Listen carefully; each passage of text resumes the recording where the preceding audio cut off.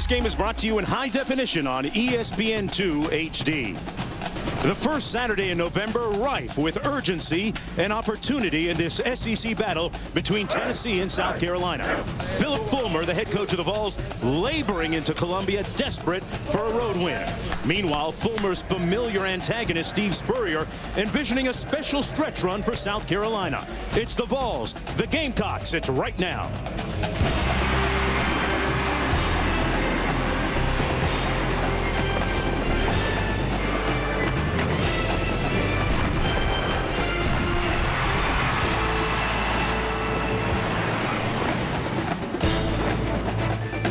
Under the lights at Williams-Brice Stadium in Columbia, South Carolina. Tennessee taking on South Carolina. The Gamecocks trying to snap a trend of 14 losses in the last 15 outings at the hands of Tennessee. Let's take a look at the standings in the SEC. We're going to give the victory to Florida against Georgia. They're up big time as we speak right now. South Carolina at 2-3 in conference play. Tennessee at 1-4, but still plenty to play for. Hello, everybody. I'm Mark Jones along with Bob Davie. Thanks for coming aboard. You know, Phillip Fulmer has won a national championship at Tennessee back in 1998. He also has 2 SEC titles to his credit, Bob. But one of the burgeoning storylines coming into this contest with his team struggling is about his job security. Well, Mark, Phillip Fulmer is not naive. I mean, he is totally aware of those rumors swirling around out there about his job security. But trust me on this. I've been in that situation. Phillip Fulmer right now is focused on one thing: find a way to beat South Carolina. Because the reality, if Tennessee can do that tonight, they can win out, be 7-5, and play in a bowl game. So his focus is on one thing, and that's these Gamecocks. Bob, on the other side of the field, South Carolina comes in winners in 4 of their last 5 games. They look forward to their schedule, and they have big things in mind. Well, I know you love these coaches' sayings. They remember what you do in November, and that is perfect for South Carolina. I mean, last year they lost their last 5 games. Bad taste in everyone's mouth, didn't go to a bowl game. This year they have some momentum, have won 4 of their last 5. Mark, they can finish out strong, have a great season. You know, South Carolina in their history has 1 10-win season, 1 9-win season in the history of the school. So Steve Spurrier is on track if they can win tonight. South Carolina coming off a bye week and getting themselves right. We're going to see 2 of the top defenses in the nation tonight, led by Eric Berry and Emmanuel Cook, a couple of hard-hitting safeties, respectively, for Tennessee and South Carolina. This has always been historically a very competitive game. Just a season ago, it went right down to the wire and into overtime before Tennessee finally came away with the victory, but that game was played in Knoxville. It's a game that South Carolina remembers. To a man, if you ask them what they're thinking coming to this contest, they're talking payback. South Carolina coming off a very humbling loss a couple of weeks ago at the hands of LSU. They haven't played since. They've got a couple of new pieces to the puzzle. A main one at quarterback. Here they come onto the field.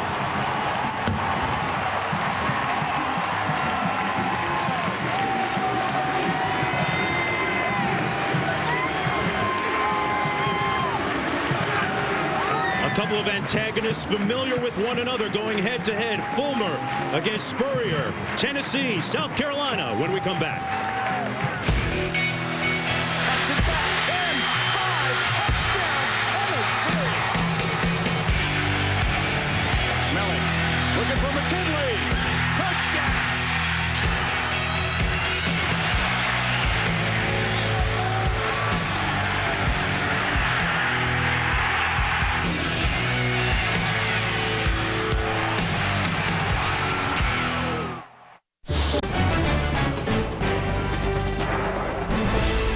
ESPN's College Football Primetime, brought to you by CDW, the right technology, right away. Welcome back, everyone, to Williams-Brice Stadium here in Columbia, South Carolina. Under the lights, Tennessee taking on South Carolina. The Gamecocks winners in 4 of their last 5 games, and it's the type of game, folks, that Bob Davie, as a former head coach and former defensive coordinator, kind of wraps his arms around, Bob. Two great defenses on the field tonight. Yeah, I'm looking forward to this one. I mean, we've been the last 2 weeks in the Pac-10 and the ACC. And I told you this week when I talked to you on the phone, when you put that tape on of these SEC teams, when you watch Alabama, Tennessee, when you watch South Carolina, LSU, it's for real in this league. And these are two really, really good defenses. South Carolina comes in number 4 in the nation. Tennessee comes in number 14. I know you love points. They're not going to be a lot of points tonight, Mike. We're thinking about 21-14, maybe somewhere in that neighborhood. Well, Tennessee winning the toss, deferring to the second half. South Carolina will receive, and this is Captain Munnerlyn starting from his own 5. And Munnerlyn brought down outside the 20, makes it out to the 24-yard line as we take a look at the impact players for the Gamecocks. Stephen Garcia going to be making his second start at quarterback. A new face in a new place, but a lot of talent. And Jared Cook, really a wide receiver playing tight end. He is their leading wide receiver at 6'5", 242. And Bob, Kenny McKinley, a guy that Steve Spurrier talks about trying to get more touches for coming into this game tonight. First down and 10 for South Carolina at the 24, and now a late player coming onto the field. Into formation, Saunders. Handed off to Davis, and Mike Davis is brought down right at the line of scrimmage. Take a look at the starting lineups for South Carolina. Running across the top of your screen, Stephen Garcia completing 61% of his passes with 3 touchdown passes against 2 interceptions. And this South Carolina offense, rushing offense, 108 out of 117. Of course, they've given up a lot of sacks, which gets negated from those rushing yards. But I don't think South Carolina is going to run the football a lot tonight. Yeah, LSU sacked quarterback Stephen Garcia 6 times a couple of weeks ago. Davis running the ball between the tackles in a nice gain of close to 8 yards. Gets out to the 32-yard line. Davis, a 5'9" senior, averaging about 4 yards a carry. He has twice as many carries as anybody else on the team coming into this contest tonight. It'll be 3rd down and about 2 to go. Steve Spurrier feels that his new starting quarterback, Stephen Garcia, gives them a chance to do some special things. And Mark, in the reality, South Carolina is not going to be consistent on offense until they get consistent play out of their quarterbacks, which they have not had. On 3rd down, they hand it off. Davis again, and he's going to be stopped up apparently just a little bit short of the 1st down, according to that spot in that line you have on your screen. Robert Ayers, the 6'3", 270-pound senior, making the stop. And you have to wonder, as Steve Spurrier goes with 3 straight running plays, is he going to play a little bit conservative, Mark, because this Tennessee offense has really had trouble scoring. I don't think he's going to stay conservative long. That's just not his nature. Those 2 words don't usually go together. That's Dennis Rogan back deep, standing on his own 25, ready to get this punt from Spencer Lanning. Rogan's at the 25. Brought down after a 3-yard return on that punt. A 42-yard punt. And it's going to be 1st down and 10. Here's the starting quarterback for Tennessee, Nick Stevens, making his 5th start of the season. Taking over from Jonathan Crompton several games ago. Arian Foster, the team's leading rusher. And Bob, I know you like Eric Berry. Oh, you teed me up on Eric Berry now. He's a defensive back, strong safety, but the guy is dynamite, dynamic with his hands on the football, whether it be interceptions, picked up fumbles, or even playing a little bit of offense. Has 5 picks on the year right now, watching as his offense has the show. Stevens fires complete at the 40. Nice catch and run on the play. And Tennessee with a successful first play. Taylor making his first catch. A 27-yard pickup. Yeah, Nick Stevens off the play action. They're working on Captain Munnerlyn, the corner, who's had a virus all week. And Lucas Taylor, the senior receiver. What a great confidence boost here early. Taylor, all SEC a season ago. The team's leading receiver coming in. 1st down and 10. All at the 45-yard line. Stevens working out of the shotgun. A little confusion right here by Tennessee, which really, Mark, has been a trademark of the Tennessee offense. And they have to burn one of their timeouts. And let me say this. If they were playing in Knoxville right now, that crowd would be booing. And Philip Fulmer right in Stevens' kitchen right now. His eyes blazing through his quarterback.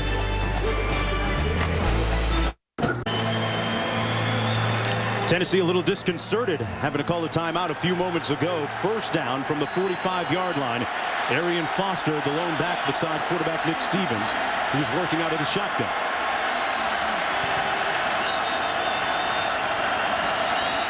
And another flag thrown on the field. Actually, that's the first one of the game. Bob, we talked about the fact during the break that during that Alabama-Tennessee game, things got a little bit ugly towards the end of it.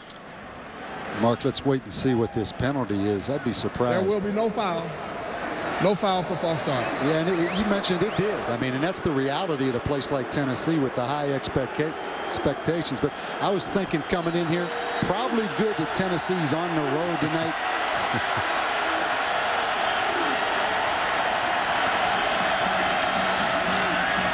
The bubble screen complete. Gerald Jones back after missing last week with an ankle injury as we take a look at the starting lineups at the top of the screen. But, Bob, just to finish off on your point. Yeah, the reason I say that, you know, and I was thinking coming through this South Carolina crowd, you know, when you play on the road, you expect the boos. And the boos you use as motivation as the visitor. But when you play at home and get booed, that's demoralizing. So at least you can use it for motivation here when you're the visitor. The team needing 3 wins to become bowl eligible. Tennessee comes in at 3-5. A 7-yard pickup on the last play by Gerald Jones, who limped off the field after the play. That's Foster running over the left tackle.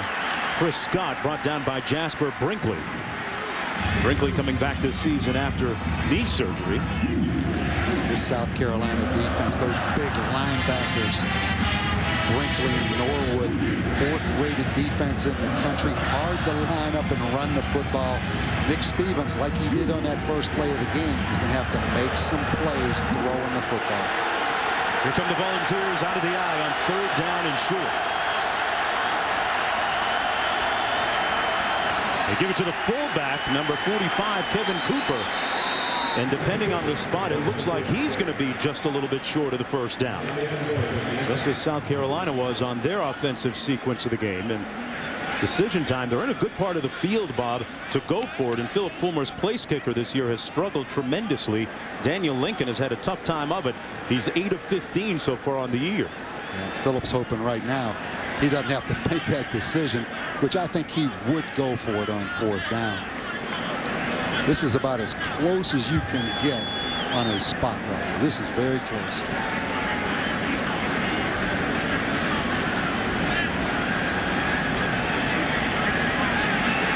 They're going to give it to him. They got a pretty gracious spot. And Tennessee moves the chains. 1st down and 10. You watch this Tennessee offense. You know, the biggest thing I can see, the biggest problem, aside from some silly pre-snap penalties, Mark, they give up a lot of penetration up front, particularly in the running game. Defensive lines get in the backfield on them, which give the running back no chance to get started. It's kind of surprising because they have everybody back on the offensive line from a season ago. 1st down and 10. Stevens sets up the screen and incomplete. Nobody was expecting it over the head of Foster. And it'll be 2nd down and 10 for Tennessee. Well, anytime you have a new offensive coordinator in a new system and you have a new quarterback like Nick Stevens, you know, he started the last 4 games, but he is a young guy out of Dallas, Texas. You offended him a little bit. Flower Mound. Flower Mound. Suburbia. He jumped all over you when you said Flower Mound. He said, no, that's Dallas. Big city. 2nd down and 10. With the offset eye. Stevens given time, looking upfield. Caught, but out of bounds. Intended for number 21, Austin Rogers, who couldn't get a foot in bounds. It'll be 3rd down and 10 for the Volunteers. Captain Mullen in on the coverage. A great effort right there by Austin Rogers. And right foot coming down on the chalk. Exactly, Mark. Sets up a 3rd down and long. this is where South Carolina loves that three-man defensive package up front. Then they use Norwood, number 40, a lot of times as the fourth rusher. Stevens to pass under some heat. He leads one tackler, but couldn't get away from the second and third one. Eric Norwood, who we mentioned a moment ago, the first one to arrive. Former freshman All-American making the sack on the play. Well, the initial pressure is Darian Stewart, the strong safety, coming on the blitz. Nick Stevens does a good job, but there's Eric Norwood, 40, who I think is one of the most dynamic defensive players in the Southeastern Conference. About 250 pounds. They moved him from defensive end to linebacker, but they use him a lot in pass rush. Had some great players on defense, the Gamecocks do. Britton Colquitt punting to Captain Munnerlyn. Watches it go out of bounds. It's going to be marked just inside the 20. Norwood, it came down to South Carolina or Arkansas. He's one of the faces of that Gamecock defense. Back with more right after this. Take a look at what I've done. The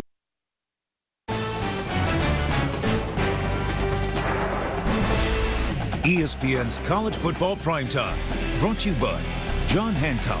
The future is yours. And the Phenomenal 4 from Mitsubishi. 4 cars, 4 cylinders, 0 compromises.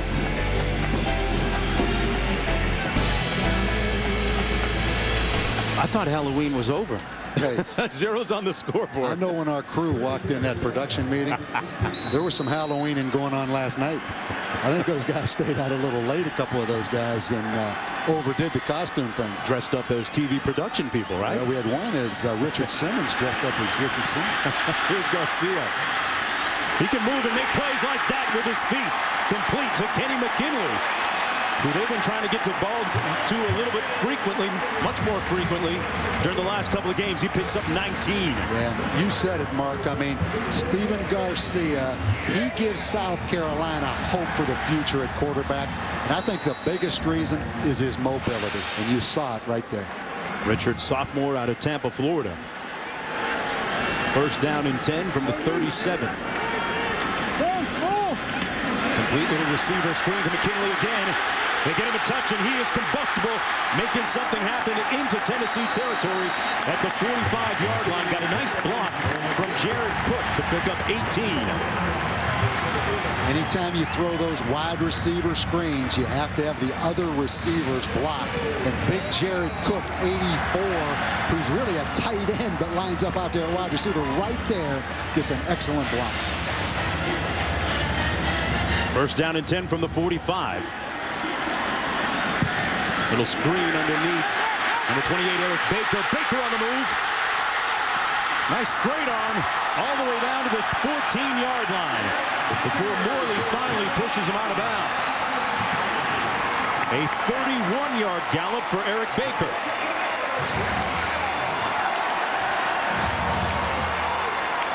Nice to see him come back after a fumble in the LSU game a couple of weeks ago. Anytime you have an aggressive defense like Tennessee with an attacking front, those screen passes are great weapons against an up-the-field attacking defense.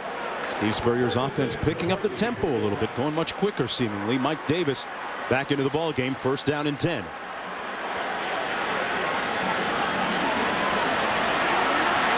Garcia tiptoes out of bounds at the 12-yard line.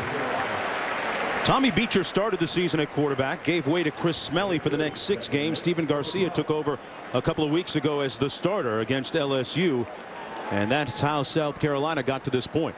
Well, one thing you know, there's always somebody in the bullpen when it comes to quarterbacks with Steve Spurrier. But you know, Stephen Garcia has started. Last week he started, played the whole game, or 2 weeks ago, the open date against LSU. So he seems more committed to Garcia right now. Out of the pocket again, complete, wide open. Touchdown, Davis.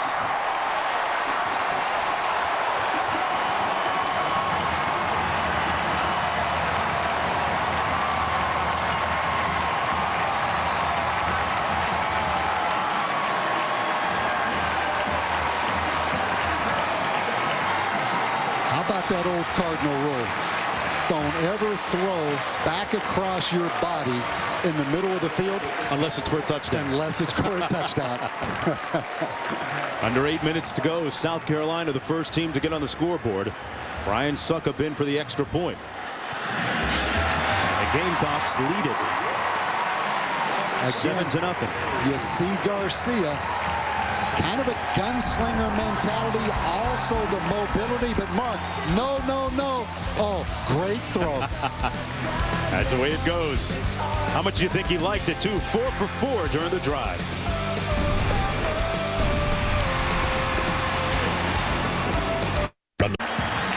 Stephen Garcia with his 4th, make that 5th touchdown pass of the season. A few moments ago, he was a perfect 4 for 4 on the drive.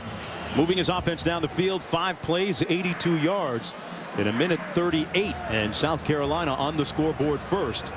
7-0, unlike last year's game between these two teams when Tennessee jumped out to a 21-0 lead before relinquishing that lead, finally winning it in overtime. What a beautiful day here in Columbia. Huh? Probably 70 degrees. Great atmosphere here in this stadium tonight. Gamecocks playing some great football. They've won 4 out of their last 5. As Tennessee will start off on its own 20. We go back to Wendy in the studio. Bob, thank you very much. We've got a Taco Bell studio update. USC playing host to Washington, and this one could get ugly. Already the scoring has started early and often. Mark Sanchez to Patrick Turner, 14-0. Then now it's 21-0. You know, I heard last night Wendy Nix went to Wofford. I was watching that Appalachian State Wofford game, and she's a Wofford grad. Unbiased? No way. I don't know about that. Probably not. I'm not sure about that. You can ask her the next time we go back to the studio. I'll have to throw it back to her and see if she was objective or not last night about things. No, I didn't check the sources on that, but I think that's accurate.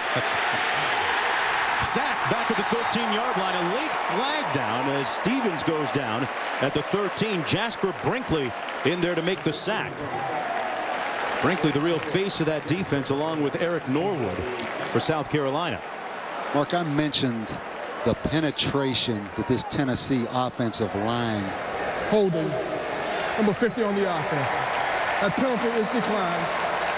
We'll play second down. They are very susceptible to penetration. Now, against Alabama, I thought they blocked the blitz very well throughout the game, but particularly in the running game. And that is amazing. The timing in their running game is not exactly right. They're not in sync between the line and the backs. You saw the number on the graphic.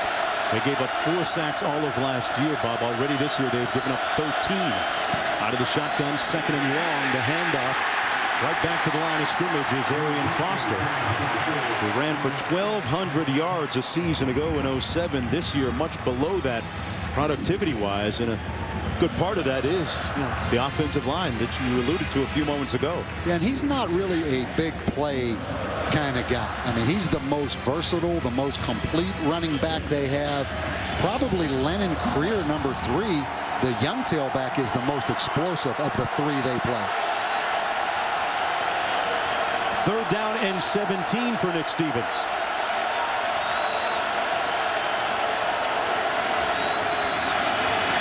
Pressure coming from Munnerlyn. Stevens gets it off in time, and it was scooped off the carpet at the 29-yard line. Incomplete. Eric Norwood there applying the pressure along with number 1, Captain Munnerlyn, who's shaken up on the play. Well, Captain Munnerlyn been fighting a virus. He's had a tendency with cramps. Remember, we did them last year. He had a problem with cramps, and anytime you have a virus, the first thing is dehydration. So that could be a big concern for them. Munnerlyn, one of the top performers in the secondary. And during the pregame, it was interesting to observe him on the bench. Doesn't seem like he's got an abundance of energy right there. Yeah, and, you know, South Carolina, Mark, is a man-to-man coverage team. They don't play a lot of zone. And the reality, those corners and man-to-man, it's a lot more demanding physically down after down to be chasing a guy all over the stadium. He does a lot of things, too. We've already seen him on special teams returning punts, although he'll sit this one out. Instead, Akeem Auguste is back for the punt. Britton Colquitt, who missed 5 games earlier this year because of a suspension. Back punting out of his own end zone. When Colquitt hits it, he hits it now. He is a great punter. A long line of Colquitts that have held down the punting position at Tennessee. And wow, that is an outstanding punt all the way back to the 38-yard line. Big game coming up tonight in the Lone Star State. Two top 10 unbeatens face off this week in a high-powered Big 12 matchup. Heisman frontrunner Colt McCoy and #1 ranked Texas head into Lubbock with plans of defeating Texas Tech, but the 7th-ranked Red Raiders, with quarterback Graham Harrell and wideout Michael Crabtree, will try to continue their 10-game winning streak by taking down their Lone Star rival. College football action continues tonight at 8 p.m. Eastern on ABC. That's what I'm talking about, Bob Davie. Chuck and duck and sleep in the streets. That pass broken up, intended for Kenny McKinley. Broken up nicely by Eric Berry, the safety we were talking about in the pregame show. Arguably the most talented player back there in the secondary for Tennessee. But let's go back to that game down in Texas tonight. Who do you like? If you had to pick one, I'm going to put you on the spot. I can't call that. Now, but I know this, Lubbock, Texas, particularly when you're at the University of Texas or Texas A&M, when either one of those two schools come into Lubbock, it is tough to win because hatred is not too strong of a word to use for what people in Lubbock think of UT or A&M. 2nd down and 10. Little pressure coming. Pass incomplete, intended for Garcia, throws it for McKinley. Yeah, Mark, we go back to this first drive. Steve Spurrier, 2 screen passes, one to Kenny McKinley, then to the running back Mike Davis. That's a great play call early in the game against an aggressive defense. Then you see the ability right there of Steven Garcia, but it's the screen pass, which is a great neutralizer to an aggressive defense. See what they do here on 3rd down and 10. Garcia given time and overshoots his intended receiver over the middle. That's Jared Cook. And it's 4th down, which brings on the punting unit led by Spencer Lanning. And let's get back to Steven Garcia. Bob, how tough is it playing quarterback for a guy that has a Heisman Trophy in his office, Steve Spurrier? I think it's a great situation. I mean, you look now, you have to have thick skin. Now, you can't be a timid guy, or you can't get your feelings hurt, but he's going to coach the heck out of you. I think it's a great situation for a young talent like Steven Garcia. Garcia says if coach isn't yelling at you, he doesn't care, actually enjoys it. Rogan back at his own 19, eludes one tackler. A flag thrown, and Rogan brought down at the 27-yard line on a nice punt by Spencer Lanning, which traveled 43 yards, 8 yards on the return by Rogan. Again, the penalties. You know, Tennessee's probably going to get a block in the back right here on this return. And when you have an offense like Tennessee's that's struggling for everything they get, that body language right there by Phillips says it all. I mean, a penalty throws you completely off rhythm. There is no flag. There you go. For a legal block in the back. We determined that the block was from the side. There's a little smile right there by Phillip, wasn't it? Did you see that? Oh, he's smiling inside. He just hasn't told his face yet. But get your weekly dose of NFL news and analysis on ESPN tomorrow at 11 a.m. Eastern Time. Chris Berman and the crew with NFL Countdown presented by IBM. Then at 7 on ESPN, Chris Berman and John Saunders delivered today's highlights and scores on SportsCenter presented by Bud Light. 1st down and 10 from the 27-yard line for the Volunteers. It has been a struggle offensively for them all season long, and now we get a look at Lennon Creer for the first time in the ball game, and a nice gain of about 6 yards on the play. He's the game breaker that they have out of the troika of tailbacks, Bob. Yeah, he is the big play guy, and you know, this is an amazing statistic right here. 13 straight quarters without a turnover. Normally when you have a struggling offense, Tennessee's 112th in total offense in the country. It usually coincides with turnovers, but that has not been the case for Tennessee. It's been real puzzling as to why this team has struggled at times offensively. Here's Creer again, picking his spots. Gets about 3 on the play. It'll be 3rd down and a long 1 coming up for Tennessee. Tennessee 0 for 3 on the road so far this year as they come into Columbia. 3-5 overall, 1-4 in conference play. And as always, the spotlight when a team struggles falling on the head coach. Philip Fulmer in his 17th season on the sidelines coaching his alma mater. 3rd and 1. Career dotting the I. He gets the call. Cut back, and I'm not sure that he's going to make it. He was tripped up there by Marvin Sapp, the 5'11" senior. Again, the biggest problem in this run game is penetration. You're going to see Sapp right here just come around the back door and get in the backfield. He just runs right by the fullback. They're going to bring the chains out and measure to see if he got it. Wow.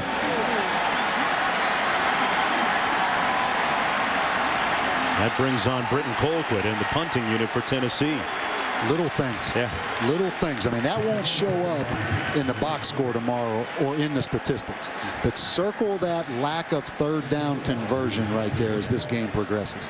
A 3-and-out for Tennessee. And, you know, going back to 07, there was a streak of 71 consecutive games where the starting punter had Colquitt as his surname at Tennessee. Colquitt's with a great history, and that's Captain Munnerlyn back in the ballgame returning this punt. Been about 8 Colquitts punting, right? You're right. It only feels that way. From the 23-yard line, Munnerlyn calls for the fair catch. A 41-yard punt, nothing on the return. A look at our BCS storylines here in the first Saturday in November. Well, the Longhorns, as you mentioned, in Lubbock tonight. Can Colt McCoy keep it going? I mean, Graham Harrell, at times that offense is unstoppable for Texas Tech. Utah and Boise still trying to work their way in as a BCS buster. And how about the Florida Gators? What did it end up, 49-3 today? I think the meter's against still Georgia. running. And you look at what the BCS number 1 and 2 teams have done in the month of November. It hasn't been very good to them. Eric Baker in the backfield. Garcia fires a little bit high at the 43-yard line. Incomplete, intended for Jason Barnes. And when you fire high for a South Carolina receiver, Garcia, that's doing a lot, because you look at the receivers, Bob, 6'5", Cook. Barnes is 6'4". There's some big targets out there. Yeah, South Carolina is a good-looking football team. Down on the field, you mentioned it as well. Just across the board, a bunch of good-looking players. Funny how when I wear those tight shirts, it doesn't look the same. Well, they've got a little confusion right here, formation-wise. 2nd down and 10 out of the shotgun. Garcia. Flag down, and the pass incomplete at the 32, intended for Saunders. Yeah, they're going to get them for an illegal formation. I would think not 7 men on the line of scrimmage.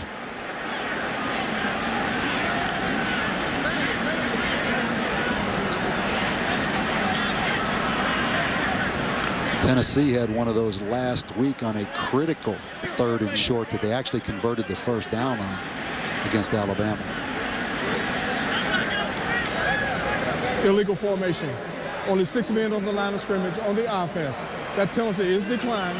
We'll play 3rd down. 3rd down and long coming up now for South Carolina. Better keep your eyes on Eric Berry, number 14. The guy is amazing in the secondary as far as interceptions and returning interceptions. Quick receiver screen. McKinley with a couple of blockers in front of him. McKinley brought down from behind on the play by number 99, Ben Martin. He picked up 9, just short of the first down. But once again, there's a flag on the play.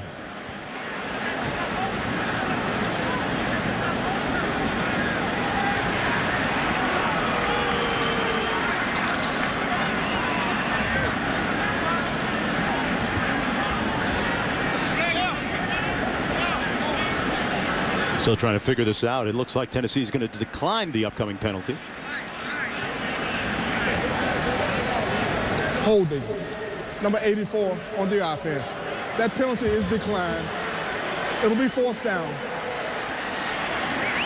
So Spencer Lanning comes in to punt. A hold against the tight end and leading receiver Jared Cook right there.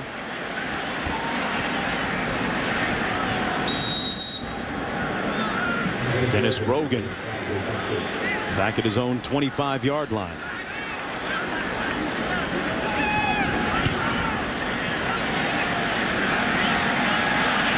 Rogan catches it, avoiding the fair catch at the 26-yard line, where he's brought down immediately after the 42-yard punt.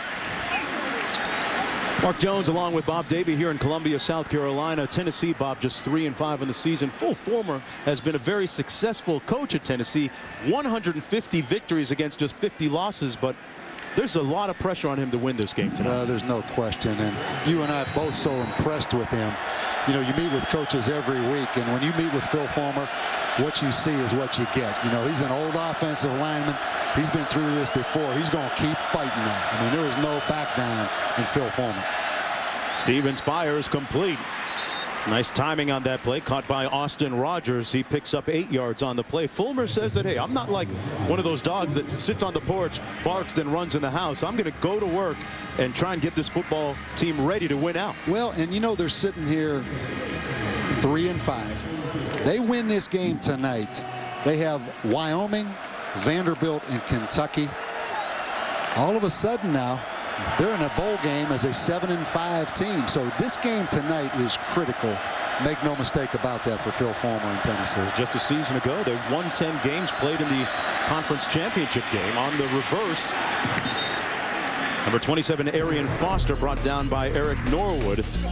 And you look at the company that Philip Fulmer is in, he's in a very select fraternity amongst the winningest active head coaches in college football right now. When you talk about Joe Pa and you talk about Bobby Bowden and Jim Tressel, that's a good group that you're named with. Well, in the reality, he's lost to his 3 biggest rivals, Florida, Georgia, and Alabama.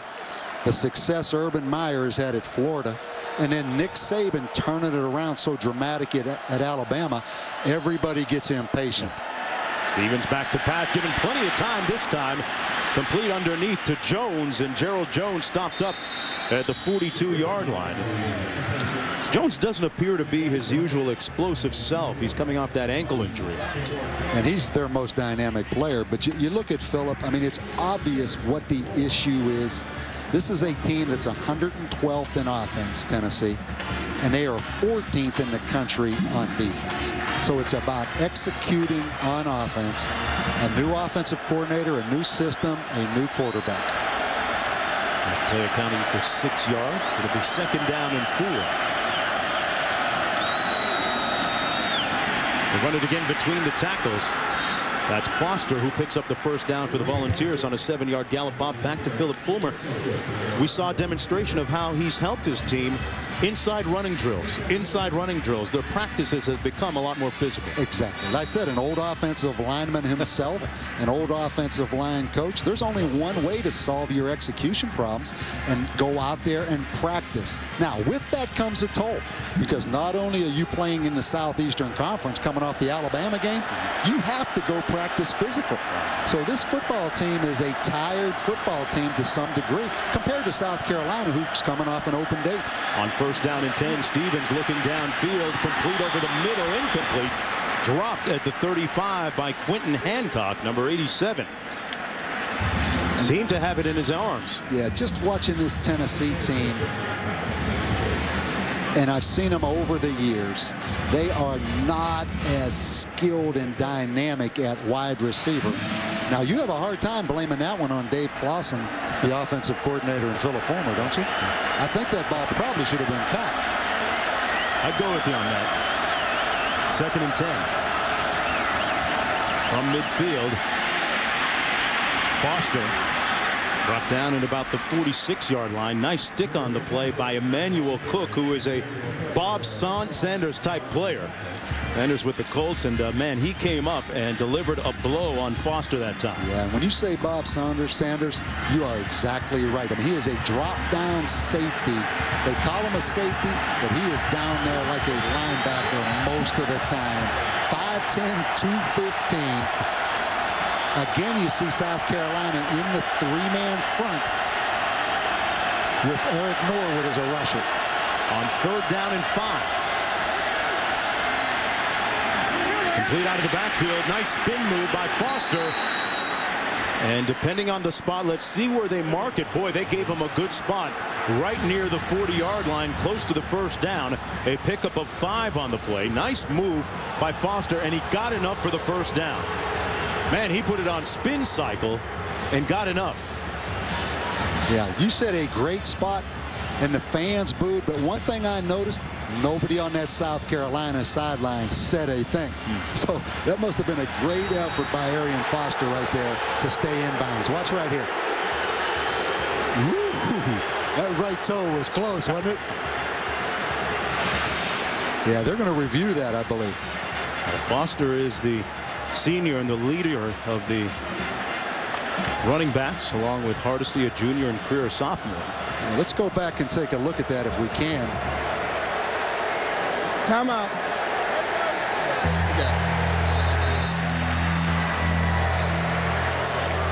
It's about the right toe. Previous play is under further review.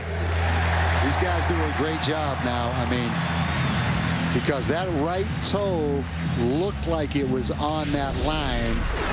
As we slow it down, watch right there. No. I don't think you can overturn it. No, that's not conclusive. Different angle this time. It's the next time he puts his right foot down there. You can't really see it as well. Can't see it there. Now, he did a tremendous job of extending that football. Better wrap it up, though. He's got one hand on it. I'd have to say he's still in bounds. I think he was, and I'm telling you, having coached a long time, when there was no reaction by that South Carolina coaching staff, that told me a lot. I think that's going to remain a first down. Yeah. Tennessee can use all the help they can get. We mentioned how inept they've been at times offensively, ranking amongst the bottom feeders nationally amongst FBS teams. Now, we talked about the new offensive coordinator at Tennessee, Dave Clawson. Most recently, the head coach at Richmond, where they had great success. But he'll be the first one to tell you they have struggled in many different ways. Here we take a look at after Dave review. Right there. The ruling on the field stands. It is a first down.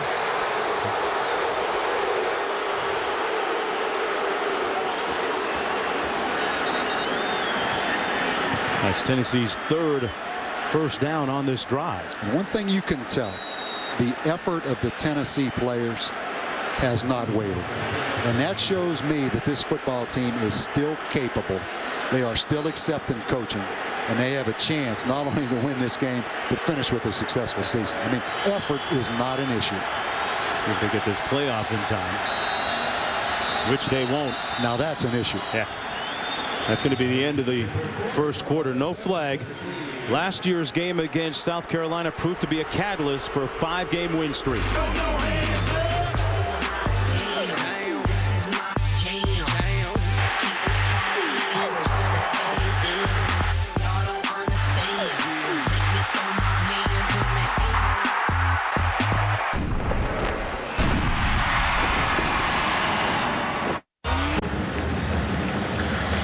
Columbia, South Carolina, glow at night. And a look at the fountain outside the City Museum.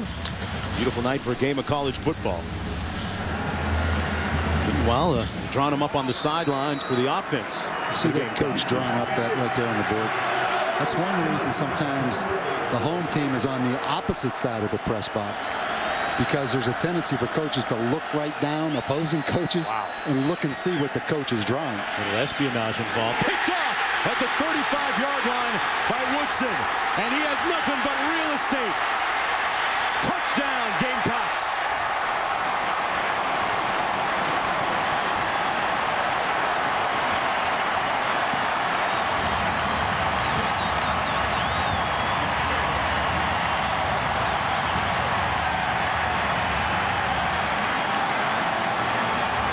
We talked about Tennessee not turning the football over. That's their first turnover in 193 plays. Add one more problem to that list for the Tennessee offense. It was clear sailing for Woodson on his third interception of the season, the 7th of his career, in the Gamecocks with a 13-0 lead after that big play. Ellis Johnson's defense has been nearly impregnable for most of the season. Johnson coming in and replacing Tyrone Nix, who left for Ole Miss. Those kinds of plays, it's clear to see why he was recently given a one-year contract extension here at South Carolina. The defense putting the Gamecocks up 14-0. And Nick Stevens trying to go to Josh Briscoe right here. I mean, the ball clearly should not have been thrown. Stoney Woodson, another one of those corners in this South Carolina defense. I think their secondary, depth-wise and experience-wise, is as good as any in the country. And after the interception was thrown, Nick Stevens, do you think he had a chance? He wasn't getting up from that. Well, he could try, but to no avail. Clifton Geathers lowered the boom on him. Bad insult to injury. Well, in the character and the fiber of your football team, and I'm talking about Tennessee, it was tested last week against Alabama. It's really being tested right now after a turnover like that. That was the first interception that Stevens has thrown in his last 107 pass attempts. And I'll tell you, Nick Stevens is a fiery guy now. Redhead. You remember last week against Alabama, Josh Briscoe came up short on a third down conversion. Josh Briscoe was smiling on the bench. And I mean, Nick Stevens went up and got right in his grill now. Yeah. Rogan back deep for the kick, along with Greer. And this one will go out the back of the end zone. And I want to know, Wendy Nix, did you maintain your objectivity last night when Wofford was playing? Well, Mark, I have to tell you, if you saw the way that one went down, it was relatively easy after they kicked off, to be objective. It was somewhat like this one. Ray Malaluga with the interception that would lead to a Stephon Johnson 1-yard touchdown run. USC's defense has been so good this year. They've shut out 2 of their last 3 opponents. And judging by the way this thing's going right now, it looks like it might be number 3. 41-0. Boise State 21-0 over New Mexico State. BYU and Colorado State, gentlemen, knotted up at 21. Back to Columbia. I never thought Wendy'd be one of those fair weather fans. I thought she would be with the Wofford Terriers, good or bad. She jumped off the boat early on that game last night, didn't she? Broke her ankles jumping off the bandwagon. Yeah. Jonathan Crompton now, new quarterback in for Tennessee. He started the season at quarterback against UCLA, had a rough game. That pass intended for number 81, Briscoe, who made the catch, picking up 8 on the play. But Jonathan Crompton, the 6'4" junior, you know, he came off his progressions a little bit early in the first game against UCLA, and it was never the same since. Well, and you know right now, Philip Fulmer, I won't say this is an act of desperation, but he is trying to get a spark any way he can for this football team. Now, what does it mean, Bob, when you pull your starting quarterback, Nick Stevens, this early in the game? We just started the second quarter of play. Do you risk losing him if you do that? I think Phillips worried about losing a lot more maybe if he doesn't make that move. But there's the problem right there. The pre-snap penalties. But I think you have to do what you have to do. I mean, he knows the pulse of his football team. He knows what kind of state mentally Nick Stevens is in right now, and he knows how his teammates are reacting to Nick Stevens. So Philip Fulmer makes the call, but it's tough to go back to Nick Stevens. 2nd down and 7 coming up. Crompton. Pass a little bit high and incomplete. Helplessly at the 23, intended for Arian Foster. But this is a great opportunity right now for Jonathan Crompton. He gets a chance right now. It may be a short-lived opportunity, depending on how this goes. But you've seen guys like this come off the bench and spark struggling football teams. The problem is this South Carolina defense, particularly on 3rd down and 7 now. Everybody loves a redemption story, and that's the opportunity for Jonathan Crompton in Tennessee right now. Crompton coming in here early in the second quarter to take over at quarterback from Nick Stevens, who threw an interception for a touchdown a few moments ago. Backside pressure, he gets rocked, fumbles it, recovered by South Carolina, but was he down first? Well, Chris Culliver, who was a wide receiver last year, hit him right in the back now. Watch Culliver coming on the blitz right here at the bottom of the screen. They have one more than they can block. I mean, he didn't even think about wrapping him up now. He just butted him in the back. I think Cliff Matthews, 83, comes up with that recovery. They're going to say that he was down, and Tennessee will punt. Brenton Colquitt standing on his own 2-yard line. Captain Munnerlyn back at his 35. A high, nice punt by Colquitt. Calling for the fair catch is Munnerlyn at the 36. A 46-yard punt. Nothing on the return. And the South Carolina Gamecocks out of the gates pretty quickly, leading 14-0, and the defense rising up.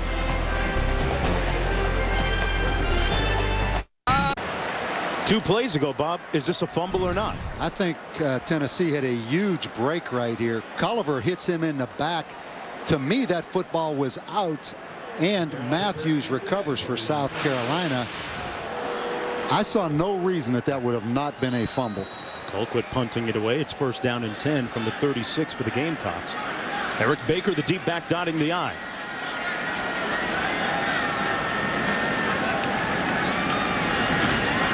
Garcia hands it off to Baker.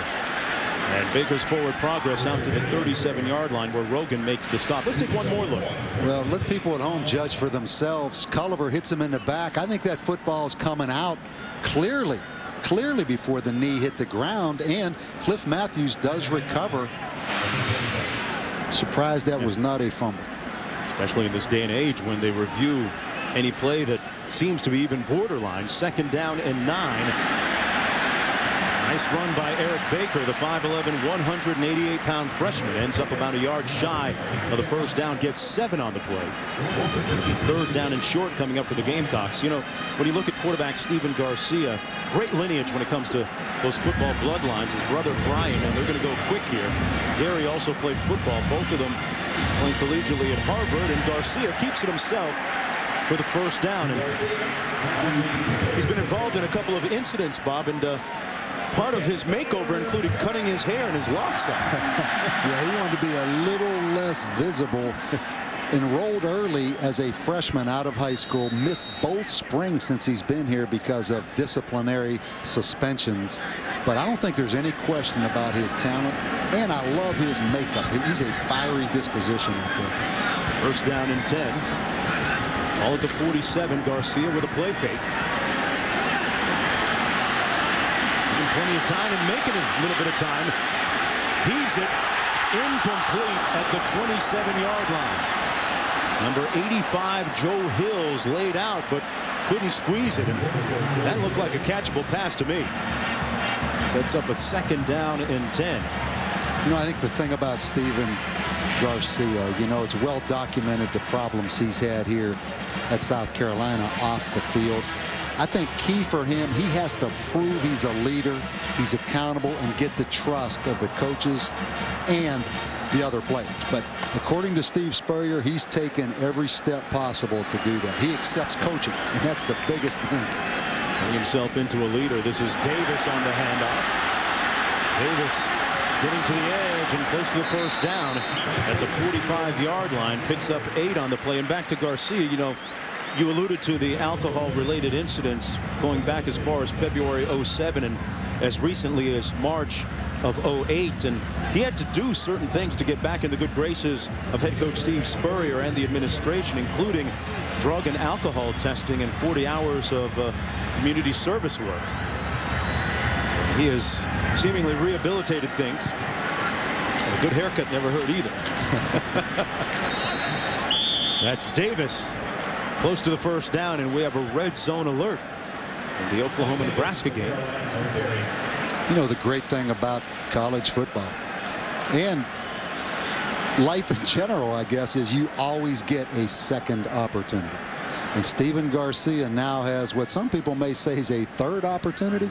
But what's in the past isn't important. It's what he does with this. And all accounts, including getting a haircut, he's becoming a leader on this football team.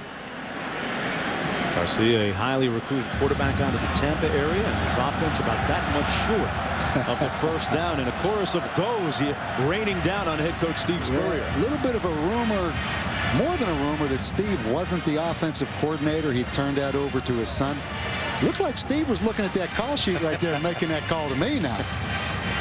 It looked like a script in his hand, didn't it? Right. Interesting call right here, though, isn't it? I mean, 4th and short, you have the game, all the momentum as we look at Steve Jr. up in the press box. They keep the decision-making in the family. This isn't a conservative call. I mean, this is... Davis out of the offset eye. Garcia keeps it himself. Not sure that he had enough push up front. That Tennessee defense responded. Dan Williams in there, 55, who most people didn't think he would play this week because of an injury in the Alabama game. Well, Bob, it was a tough week defensively for Tennessee last week. They had 5 starters injured, including Williams, who's their bell cap. Yeah, and Dan Williams with the ankle. Great penetration right there. Go ahead and make that call, Mark. Try to spot that football if you're coming in there. I'm going to say that he didn't get enough, but that's from 4 stories up. This is huge right here now. Didn't make it. Did not make it, so the gamble doesn't pay off. Hey, let's go back to this. Tennessee dodged the bullet, in my opinion, with the sack by Culliver when the ball was ruled, I guess, down, and now they stop him on 4th down. Could this be turning the momentum right now for Phillip Fulmer?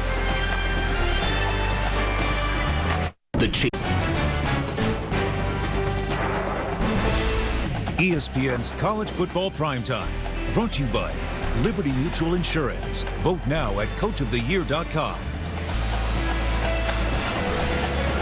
Under the lights in Columbia, South Carolina, the Gamecocks leading the Volunteers 14-0 here in the second quarter of play. Tennessee coming back for their second series with Jonathan Crompton at quarterback, as Nick Stevens there, who started the game, back on the sidelines. Lennon Creer is the running back beside him. First down and 10. This is the best starting field position of the night for the Volunteers. The pass complete to the 43 and a fumble. It's loose. Munnerlyn has it. Captain Munnerlyn down to the 4. A costly turnover for the Vols. Yeah, Travian Robertson, number 42, knocked that football out. And the turnover bug now the issue for the Tennessee offense. The freshman Creer. I would think that'll be reviewed as well as every play is. Let's take a look at Creer. That football's clearly out. Yeah. It was coming out on the way down. Travian Robertson, 42. They're going to play it. South Carolina ready to go, 1st and goal. Now they blow the whistle, and we'll review this play, and remember that all plays are reviewable. The previous play is under further review. The booth was buzzing prior to the timeout called by Tennessee. They will not be charged with a timeout. So Tennessee gets the timeout back. Lennon Creer was the player right there that seemingly put the ball on the ground. And Travian Robertson, number 42, strips a football out right there. It's clearly out, and Captain Munnerlyn picks it up and scores. Scientific tests show that ever slowly one can. One more look at the last play. The official came on during the commercial break and said that the play on the field stands as called. And really, Mark, that's 3 series in a row that Tennessee's turned the football over. The first, an interception for a touchdown. What I think should have been a fumble the next series on the 3rd down sack. And now this fumble right here by Creer. You look at this bench, what you really worry about is that look in those eyes right there. But offense against defense, when the offense is struggling so bad. A little shell shock over there on the Tennessee side of the field. Into the end zone. Touchdown, McKinley.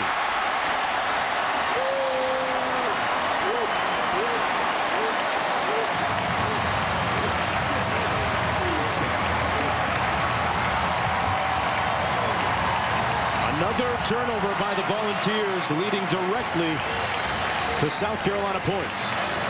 McKinley with his 3rd touchdown catch of the season, the 18th of his career.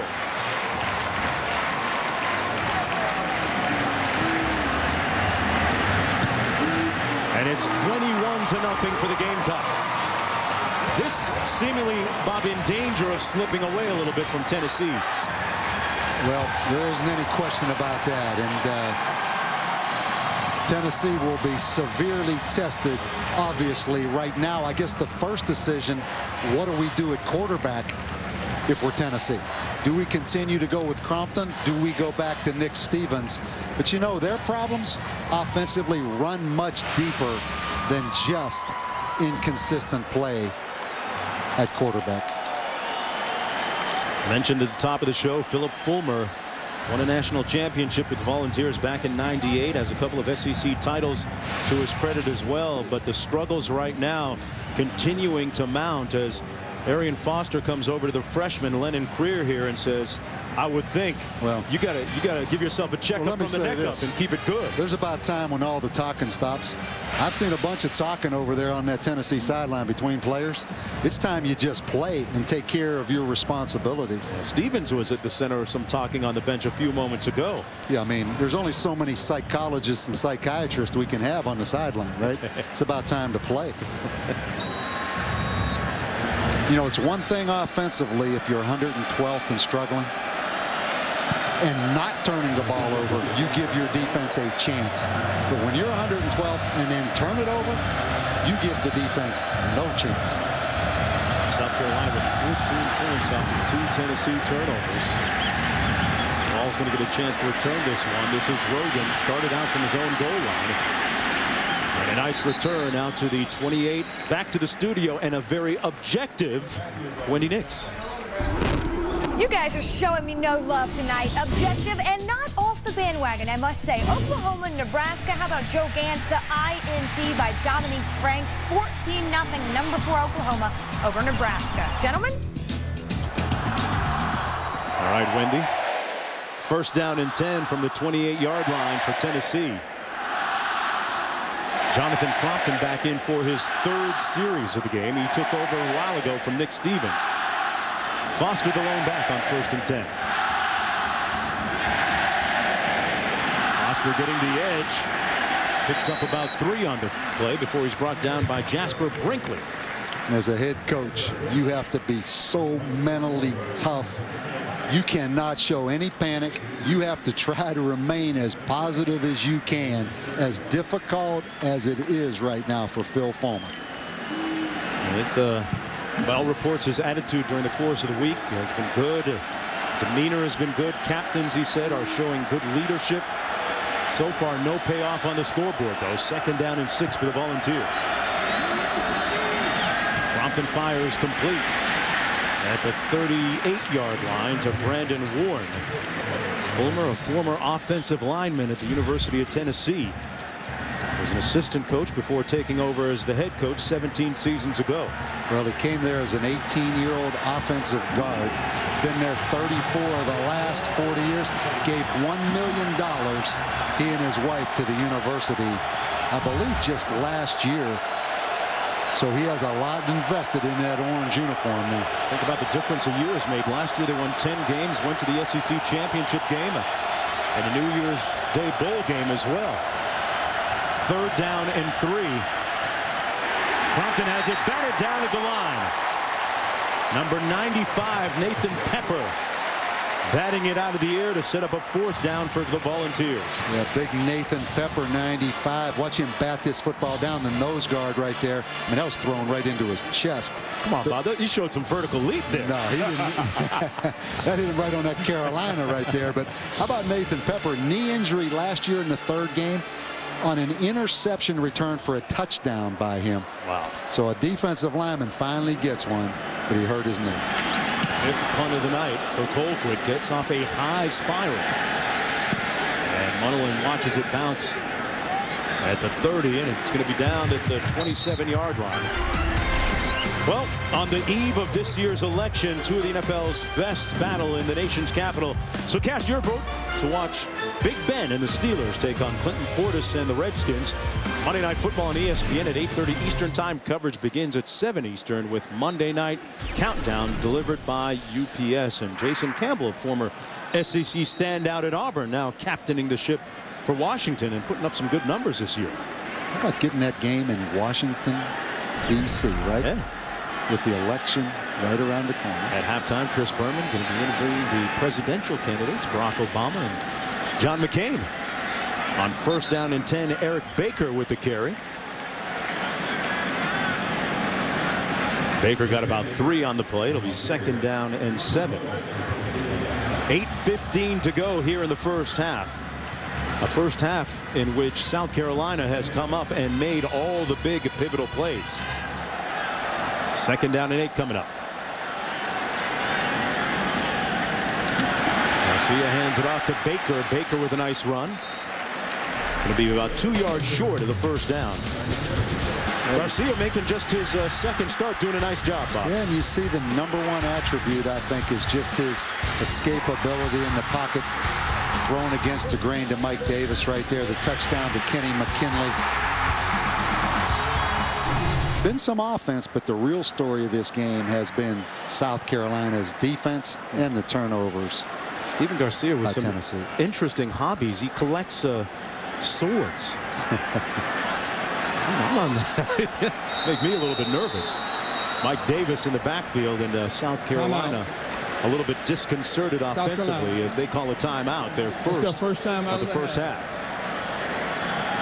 We talked about Garcia's brothers playing football as well collegiately at Harvard. Both brothers at Harvard, huh? Take a little SAT. He just doesn't look the same without the visor, but he's the same coach. Steve Spurrier's team leading 21-0. 7:21 to go in the first half. Third down and short for South Carolina.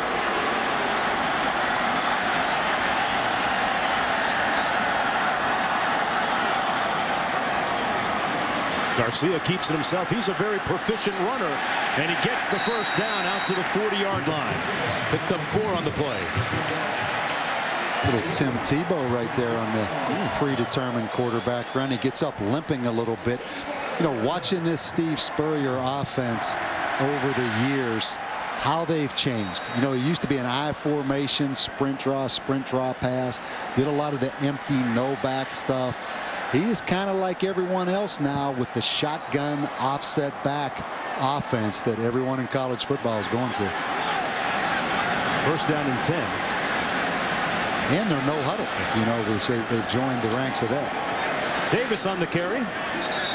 Got back to the line of scrimmage where he was brought down by Dan Williams, the 6'3 senior who suffered an injury last week in that loss against Alabama. And good to see him back on the field. There's a lot of subjectivity as to whether he was cut down by an illegal block or not. But, the economics major back. One of the valuable players up front, Bob. Yeah, he is an active guy. A lot of credit to him coming back off that ankle, because I don't think anyone expected him to play tonight. Second down and 10 for the Gamecocks.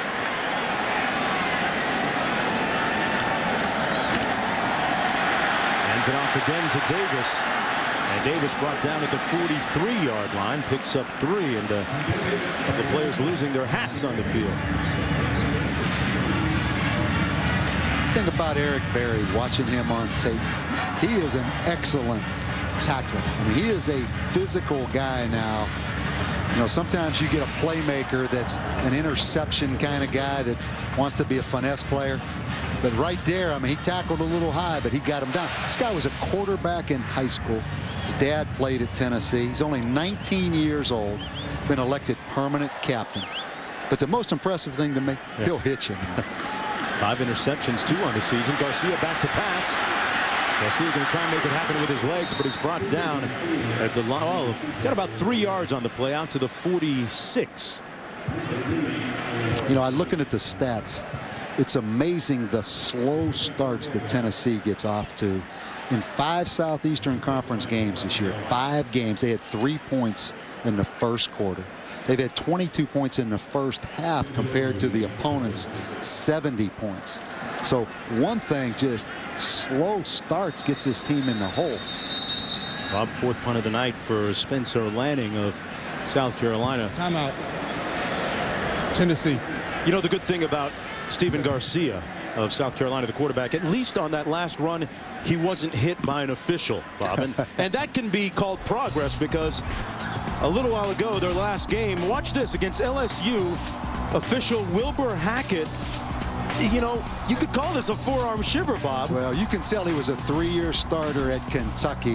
Now, fortunately for Wilbur, South Carolina scored on that drive. But the great thing about it, Wilbur is back tonight.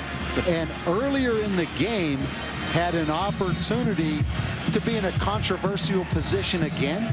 But because he's such a great athlete, great agility. Watch how he gets out of the way of this throw. Saw this one coming. I mean, that's an athlete. Yeah, it's obvious right there. Well, he wasn't close enough to make a hit, so he had to duck. But has he received more FaceTime than any umpire and more, what is that, YouTube viewings than any umpire, maybe in the history of college football this past week? A lot of hits for Wilbur Hackett Jr. Dennis Rogan back to this punt. Nice sidestep. But he's met by a host of tacklers at the 17-yard line. Tennessee trying to make things happen. Wilbur Hackett Jr. Played at the University of Kentucky. Actually was the first African-American captain at the school.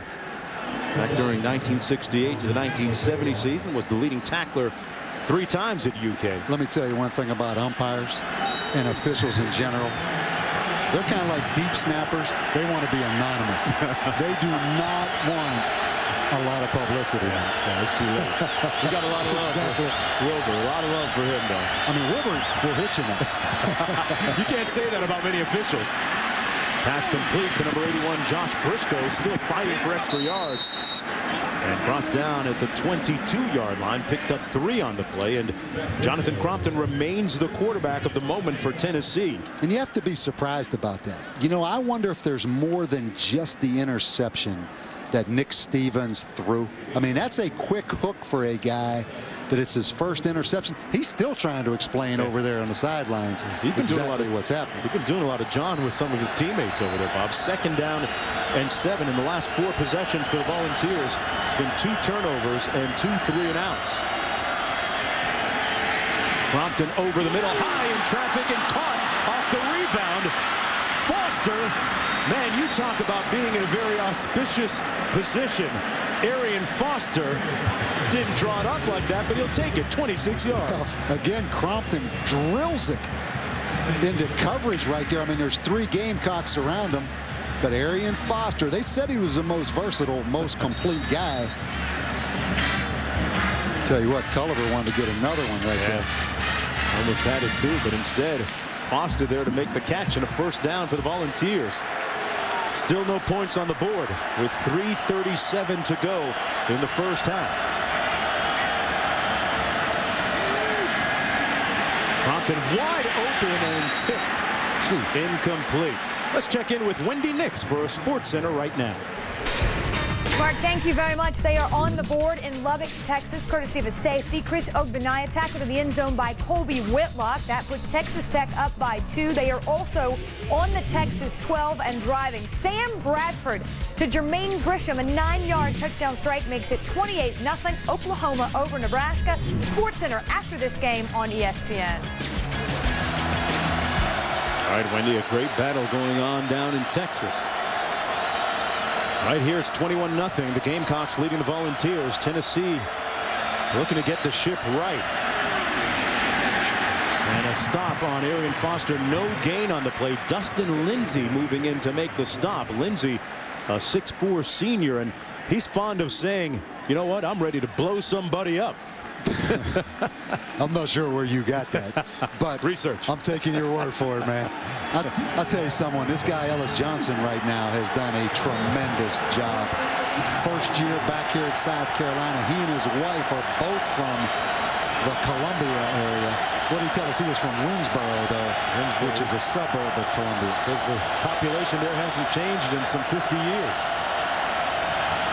3rd down and 10. Crompton under heat and brought down. They heated him up.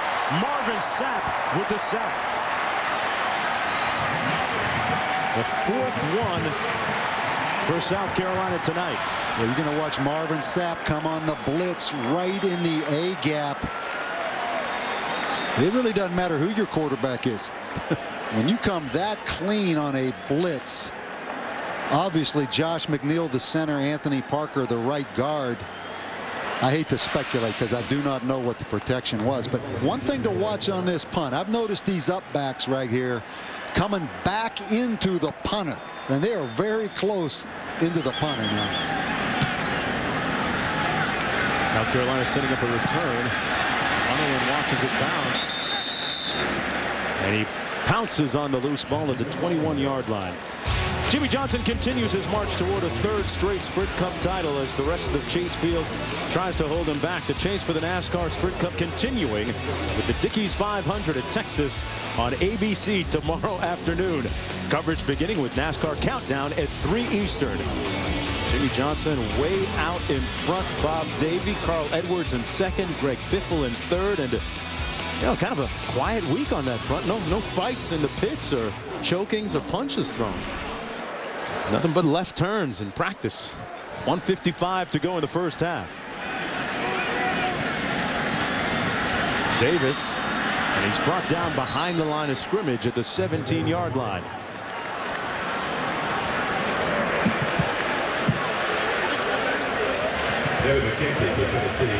Tennessee's offensive line getting coached up on the sidelines there. The sacks have been an issue this year. And they cleaned up the blitz pickup problem last week against Alabama. But this week, they are getting blitzed every passing down by Ellis Johnson. And right now they have no answer for pass protection, Tennessee. Well, good news for their quarterbacks, Crompton or Stevens. Second down and 13 for South Carolina. Davis weaving his way beyond the 20 to the 23. Let's go back to Wendy in studio. Mark, thank you very much. Jesse Palmer and I will be with you at the half. We'll have the very latest from that showdown in Lubbock, Texas and Texas Tech. And don't think for a minute the Gators didn't remember Georgia's end zone celebration last year. I'll show you why they did. And I'll tell you what player today went above and beyond in another wild day of college football. We're back in just a minute. Take you through to the other side. Right now, though, Mark, back to you.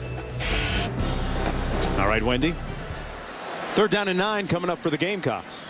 Tell you, those Florida Gators. Jesse Palmer had to be impressed with that output today.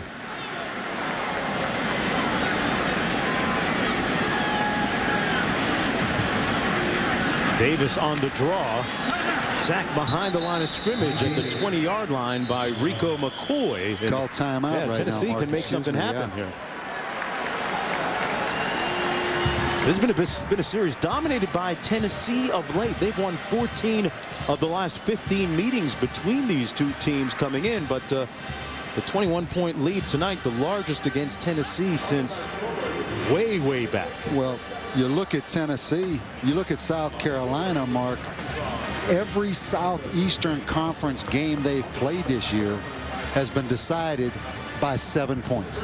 And I look at this South Carolina team, they are close, in my opinion, to getting over the hump. They are very close right now. They've won 4 of their last 5 games.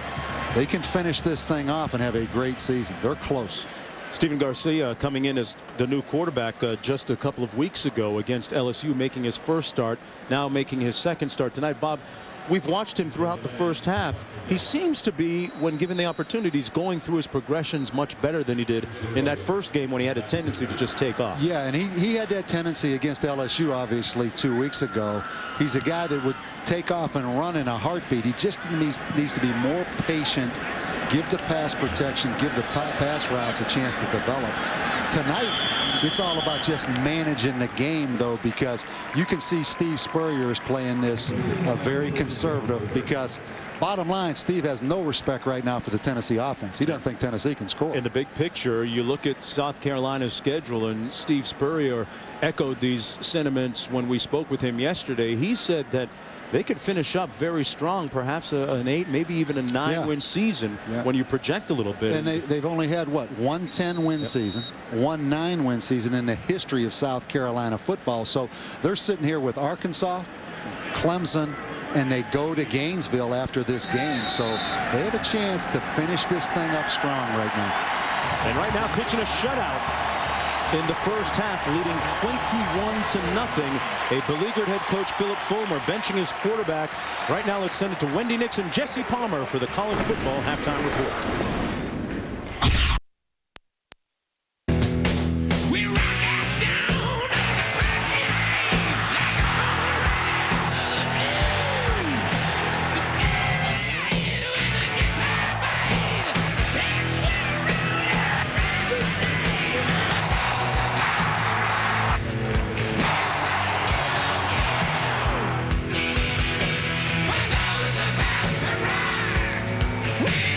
of the main streets downtown here in Columbia, South Carolina, an area affectionately known as the Vista, and we are back under the lights here. 21-0, South Carolina leading Tennessee. I'm Mark Jones along with Bob Davie. Tennessee going to get the ball to start the second half here, Bob. This is a game rife with urgency for them. They got to turn the beat around. How do they do it, especially offensively? Well, I know the first thing Steve Spurrier told his team at halftime. Last year in this game in Knoxville, Tennessee was up 21-0 on South Carolina. Almost a game like this, and South Carolina came roaring back, ended up losing in overtime. But for Tennessee, I mean, they've got a lot of problems, let's be honest, particularly on offense.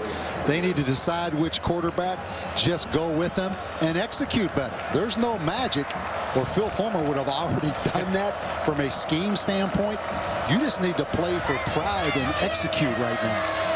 Fulmer's had a great record against South Carolina in the past, 14-1 lifetime against the Gamecocks. It hasn't gone that way tonight, though, for the Volunteers. Rogan on the kickoff return, going to be brought down right around the 20-yard line. But the story of the night, the defense for the Gamecocks. Well, we start with Eric Norwood on the sack right here. And pressure all night. Stoney Woodson on the interception. Not only intercepts it, but scores. This is another Culliver sack in the back. Here's Sapp on a sack. Constant pressure, constant blitz on passing downs. Tennessee with 90 yards offense in the first half. You see Captain Munnerlyn made a couple of big plays defensively for South Carolina. Nick Stevens back at quarterback to start the second half here and completes his first throw, and it's a big one. All the way down to the 32-yard line. Austin Rogers makes it a great start for the third quarter for Nick Stevens, who was returned as the starting quarterback here. A 49-yard pickup. Well, Nick Stevens with a little pump fake, kind of a double move. What a great way to get this half started for Tennessee. South Carolina missed the tackle right there, but Nick Stevens coming off the bench, big first completion right here. Completed the first pass of the game, if I remember back in his first completion of the game. Didn't go so well after that for him. Arian Foster, the only back. A little play action. Given all day to deliver, and it's a little bit low at the 15-yard line. Intended for Gerald Jones. It'll be second down and 10. I tell you, Emmanuel Cook, the safety from South Carolina, broke on that football. This kid right here can be a first-round draft choice, in my opinion. I believe he's just a junior. Yeah, sure is. 5'10", and a real portrait of toughness. I remember last year he played in the Georgia game just days after his appendix rupture. That's toughness. This is Foster. And Foster brought down inside the 25-yard line at the 24. Sets up a third down coming up for the Volunteers. And you really have to think right now, Tennessee, this is four-down territory, in my opinion. So your third down call to me is affected knowing that you're going to go for it on fourth down.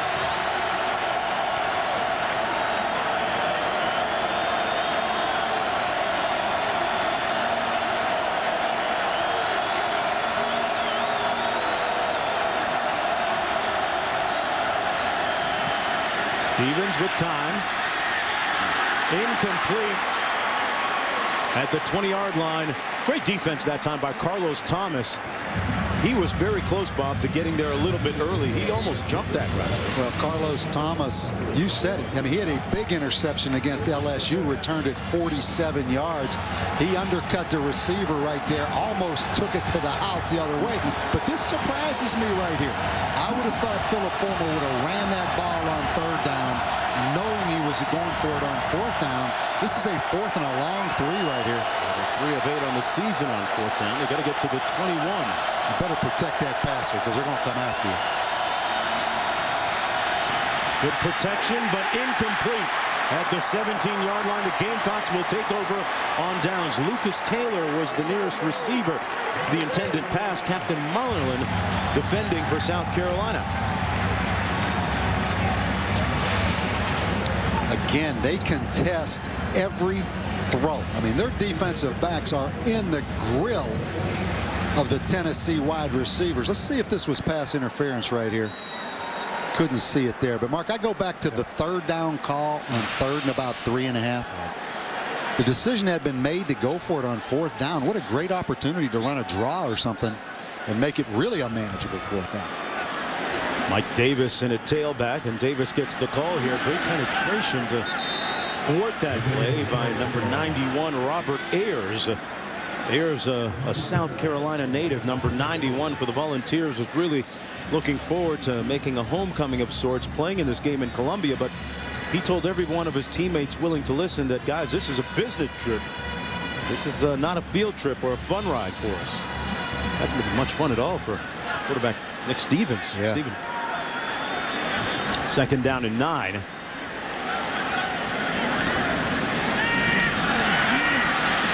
Garcia under duress and throws it away. That won't be grounding. He's outside the tackles.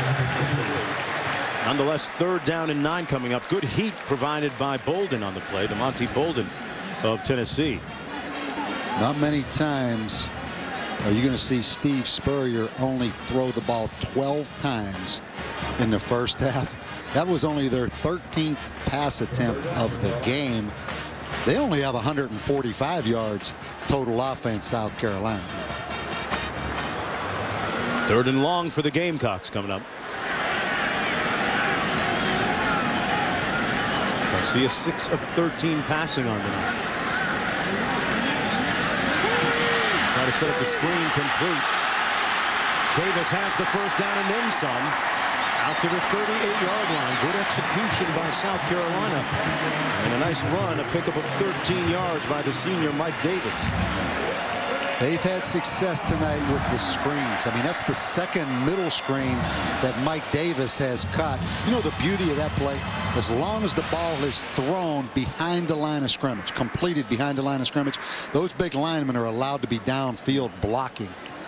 And that is a huge advantage in college football. I mean, if the NFL had that, they'd throw for 200 yards a game on screen passes. You know, stopping him. Eric Baker now in for Davis in the backfield, dotting the I. Baker on the call, and he's going to be brought down behind the line of scrimmage. And a loss of about a yard on the play. Let's go back and look at this screen pass. You see where the line of scrimmage is right here. Now let's take a look when this ball is caught where the linemen are. Stop it right there. There's a lineman right there downfield. There's a lineman right there downfield blocking, but it's totally legal. And look at that cavern open up in the middle of the field. In the NFL, you are not allowed to block until the ball is completed, regardless if it's caught behind the line of scrimmage. Officials really got to be watching to make sure that it is behind, or else it's blocking illegally downfield. Right? Yeah, they do a great job with that. Garcia delivers downfield, complete, a strike. All the way down to the 35-yard line. Saunders making the grab. Saunders picks up 27 on the play. Yeah, Wesley Saunders, he's the blocking tight end at about 285 pounds. You see him just wide open. I mean, obviously a broken coverage. Saunders had a 26-yard touchdown against LSU. 2 great-looking tight ends for South Carolina, Jared Cook and Saunders. Saunders showed some mobility on that touchdown run you alluded to a couple of weeks ago. Ran it pretty well, and this is Eric Baker. Baker gets about 3 on the play. You have to go back to that 4th down non-conversion by Tennessee. You know, there's such a football team right now that's so fragile.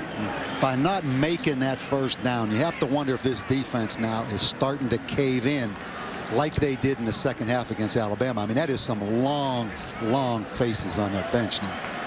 So defense, for the most part, has played very well this year. Ranked among the top teams nationally defensively. Baker dotting the I, and Stephen Garcia calls a timeout using South Carolina's first timeout of the 2nd half with 10.5 minutes to go. Does that look like the face of a winning coach or a leading coach? Oh, are we having fun yet? Back after this.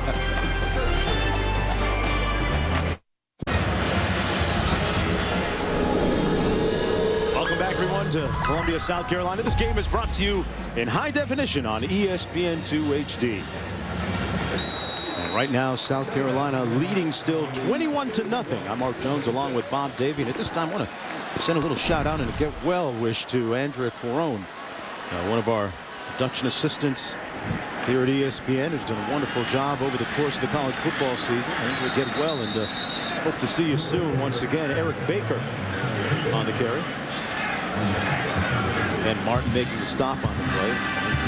Big part of our preparation for our games. Yeah, Andrea does a great job. Now all the preparation work we get, all the emails, all the articles, all those little hidden nuggets that you come up with.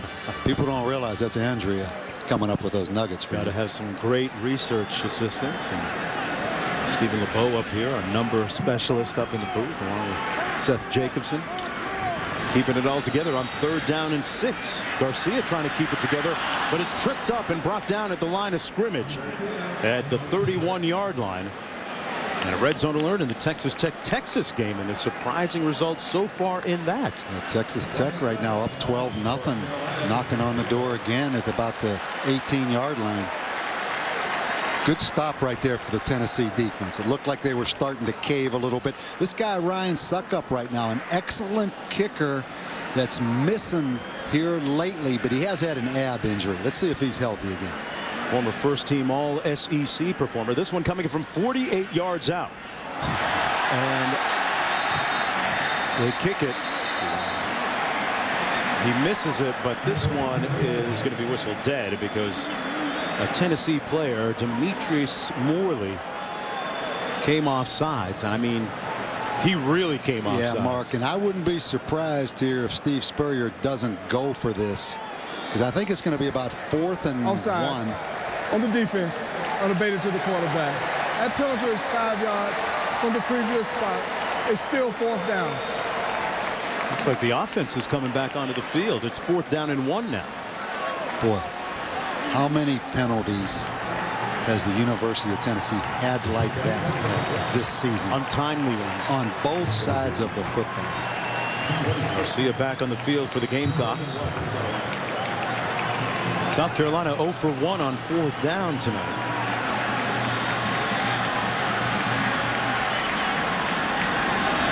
Davis, the deep back. He gets the carry and the 1st down. You know, Mike Davis came into the game averaging about 4 yards per rush. Has twice as many carries as anybody else on the team. Picked up about 10 on that play. He led the team in rushing as a freshman several years ago, but after that gave way to a guy named Corey Boyd, who was pretty good now playing in the NFL. Corey Boyd ran hard now. You know, Mike Davis, knee surgery last spring. He actually had some fluid drained off his knee. Not 100% healthy. A young guy from right here in Columbia. 10th play of the South Carolina drive. Here's the empty formation. Here's the old Gator ball right here. Garcia. Pass is incomplete, intended for Eric Baker out of the backfield. Bob, you look at the numbers of South Carolina over Steve Spurrier's 4-year tenure. They haven't really matched the offensive numbers that he had at Florida. Why? Well, you're being kind there. I mean, last year they were 77th in total offense. This year they're 79th in total offense. You know, the game's changed. I mean, to be quite honest, Steve was well ahead of his time schematically back at Florida. And, you know, they've just not had the consistent play of the quarterback. But I think they're on the right track right here with Garcia. This is Mo Brown. Brown makes the catch, picks up 6 on the play. It'll be 3rd down and about 4 coming up for the Gamecocks. But yeah, we saw that empty formation, and with Stephen Garcia now, might you see an offensive explosion of sorts over the next several years? You know, I asked Steve about that. You know, what happened to all of your empty formation stuff? And it's all about the quarterback in that, because the focus is on the quarterback of making quick decisions, because you only have 5 pass protectors. So Garcia does give them hope now. Baker, the lone back, quick 3-step drop. And it's batted down to the line of scrimmage by Dan Williams, playing on that bad wheel of his. Has a bad ankle, which was injured last week during that 29-9 loss against Alabama. He's one of the leaders up front. A lot of respect for this Tennessee defense. John Chavis, their defensive coordinator, excuse me, made the decision several weeks ago, John Chavis, to get up in the press box. Did that against Mississippi State, and he stayed up there. But they just keep playing. Ryan Succop's field goal attempt coming from 31 yards out. He's 13 of 17 from this distance career-wise, and knocks this one right down Main Street. The Gamecocks now increasing their lead to 24 points. The defense pitching a shutout when we come back to Columbia.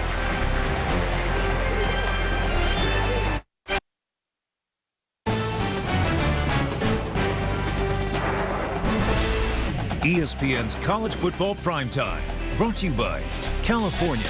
Plan your next Golden State getaway at visitcalifornia.com. California, find yourself here. That's the band Natural Desire playing one of downtown's hot spots. Max on Main, featuring some good old-fashioned southern cooking, a little blues and jazz, and the crowd jumping here in Columbia. Great fans. These are great fans. And South Carolina doing an excellent job with their facilities. You know, we had a tour yesterday. Chris Matlock, their equipment guy, took us around, showed us the new training room, great weight room, new locker room. I mean, he is close to getting over the hump at South Carolina, Steve Spurrier. Bob, I love the fact that you've got hookups everywhere we go, so I can get some running stuff. You're not bashful about asking for it either. Wendy Nix, I'm not too proud to beg. Back to you. Good to hear it, Mark. How about a primetime pulse over on ABC? Texas Tech now leading Texas 19-0, a bit of a surprise in Lubbock. And on ESPN, Oklahoma and Nebraska 42-7. The Sooners steamrolling at this point, 6 to go in the second quarter. All right, Wendy, we're going to start off first down and 10 from the 20-yard line. 7:33 to go, and Tennessee's offense has been vapid so far, lifeless.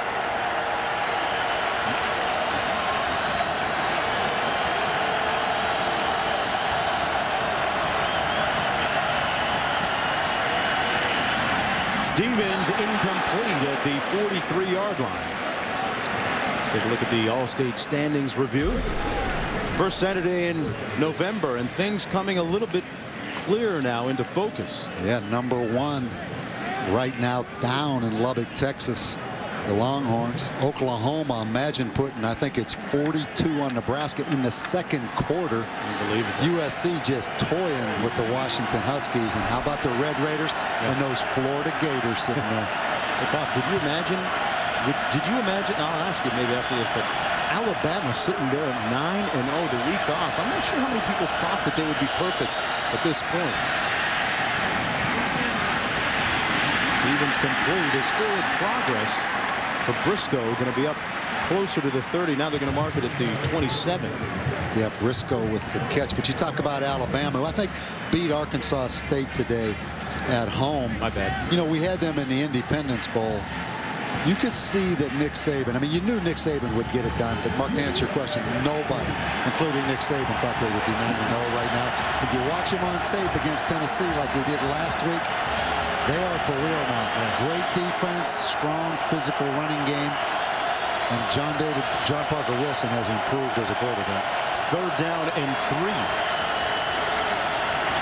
Stevens on the quick post, complete out to the 42-yard line. Nice catch by number 21, Austin Rogers, picking up 15. Well, get your weekly dose of NFL news and analysis on ESPN tomorrow at 11 a.m. Eastern Time. Chris Berman and then the crew with analysis and a whole bunch of highlights. NFL Countdown presented by IBM. Then at 7, Berman and John Saunders delivered today's highlights and scores on SportsCenter presented by Bud Light. So after the completion, it's first down and 10. Arian Foster, the lone back for the Volunteers.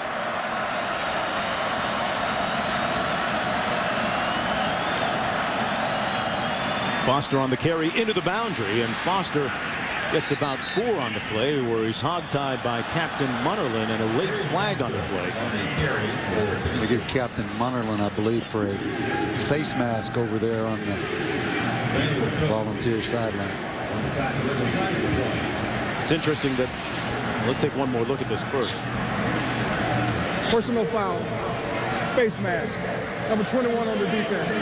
That penalty is 15 yards, added to the end of the run.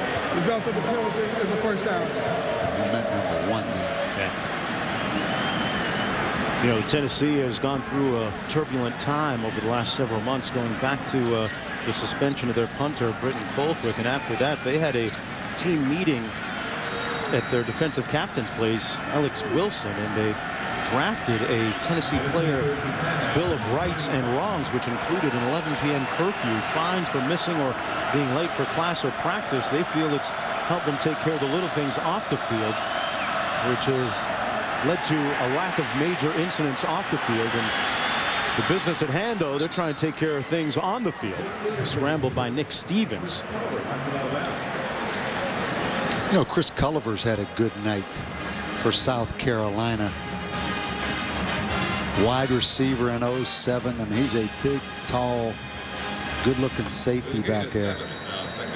This may be the best defense in the Southeastern Conference. I know statistically they are, but they are athletic and they are deep, particularly in the secondary. Well, Tennessee, 21 yards rushing tonight on 19 attempts before this one. And down to the 20, it's Arian Foster. You know, for Tennessee, that was a good hard run right there by Arian Foster. But Tennessee football under Phil Fulmer, it all starts with the running game. And they came in 100th in the nation in rushing offense. Tennessee's game, they are more of a power team than a finesse team. If they can't run the football, they struggle. That's the reality, particularly with a new quarterback. It's going to take a lot to turn it around right here with 5:05 to go in the third quarter. A year ago, the victory against South Carolina proved to be a catalyst for a 5-game winning streak and subsequently an appearance in the conference championship game and a New Year's Day bowl. Stevens up top and incomplete. And a late flag thrown on the play against Jasper Brinkley, trying to stay with the receiver on the play. Arian Foster, the intended receiver. Yeah, South Carolina, a big man-to-man coverage team. You have Jasper Brinkley locked on Arian Foster right here. What do you think, Bob? Wow. First of all, I think it was uncatchable. Yeah, I mean, that was Number 52 on the defense. I thought that was a bit of a gift penalty right was there. 15 yards from the previous spot and an automatic first down. Jasper Brinkley, one half of the Brinkley brothers. His brother Casper now playing in the NFL. Big guys seem to move pretty good in space. I don't know. 270-pound linebacker coming back off a knee injury. Missed 8 games last year. That's an NFL inside linebacker. I mean, that's a 3-4 inside linebacker that can play over that guard. His brother Casper with the Carolina Panthers on defensive end. Under 5 minutes to go in the third quarter. Tennessee with its deepest penetration of the night. That's Foster, and he's brought down short of the goal line at about the 1. Second down and goal. Tennessee has struggled in the red zone this year. Yes. We saw that last week against Alabama. They had several chances, couldn't convert. Yeah, there's always a couple things that lead to that. Number one, their field goal kicker has struggled. Number two, they don't really have a dynamic wide receiver, a big tall guy, and they have trouble running the football wherever it is. So that doesn't surprise me. That's statistic. Foster up top, trying to climb, and he does. Touchdown, Tennessee. Boy, he showed some lift. He has some hops. It always makes you nervous when they stretch that football out, though, doesn't it? It's like they're putting out an offering there for the defense, but for Foster, you know, that underscores the struggles of the Tennessee running game this year. His first rushing touchdown. And measure that vertical leap. Oh, yeah, he's clearly crossed the plane of that goal line. Good effort. I mean, Arian Foster's playing hard right here in the second half. That's like Tennessee going to go for 2, Mark. 23rd rushing touchdown of his career.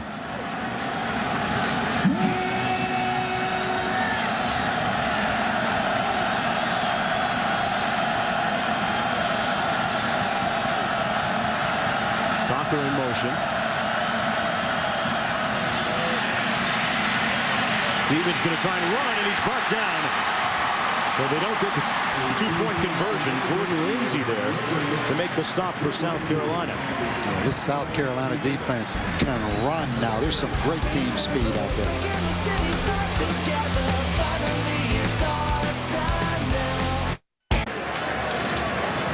24-6 now. Tennessee finally getting on the scoreboard. Nick Stevens talking with his tailback Arian Foster, who scored his first touchdown of the season a few moments ago. Just the logic with Philip Fulmer right there is 3/8 make 24 is why he went for the 2-point conversion. I mean, that point is argued by everybody. When do you kick the extra point? When do you start going for 2? I really don't know the answer other than following that chart. But who drew that chart up? The magic chart. That's what I want to know. Was it magical scripture or something like that? That's a good question. That's a good question.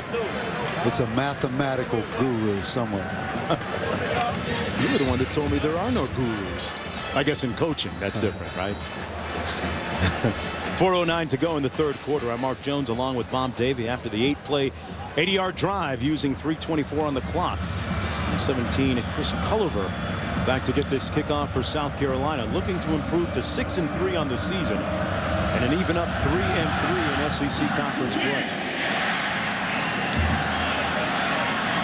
Culliver. Got a little seam there on the left side. Culliver still on his feet. One guy to beat. And Culliver pushed out of bounds at the 32. A big kickoff return for the Gamecocks. We said earlier Chris Culliver's had a good night. Was a wide receiver last year. The patience right there. See how he just kind of choked it down, throttled down, let his blocking develop. Really a good effort right there, though, by number 29 from Tennessee. Stephen Rains, freshman defensive back, saving that touchdown. 67-yard kickoff return for Culliver.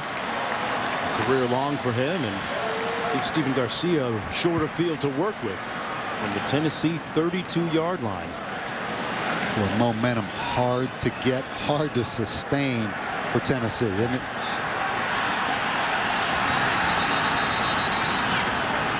And Steve Spurrier calls a timeout. Timeout. South Carolina. Let's go back to Wendy Nix for a Sports Center right now. Mark, thank you very much. Texas Tech leading Texas 19-3 in the second quarter. Graham Harrell to Eric Morris. Texas facing their 4th top 11 team in a row. Perhaps their energy waning just a bit. And BYU defeating Colorado State by 3. BYU trailing by 4. Under a minute to go until Max Hall connected to Dennis Pitta. They hold on and grab the win, 45-42 over Colorado State. All right, Wendy, back here with under 4 minutes to go in the third quarter after the timeout. 1st and 10 from the 32-yard line for South Carolina. South Carolina trying to expunge the memory of a 5-game losing streak to end last season. Right now sitting at 5-3 and really optimistically hoping to win out, although a big one coming up against Florida soon. Garcia hands it off. That's Davis, and a flag down on the play right near the line of scrimmage.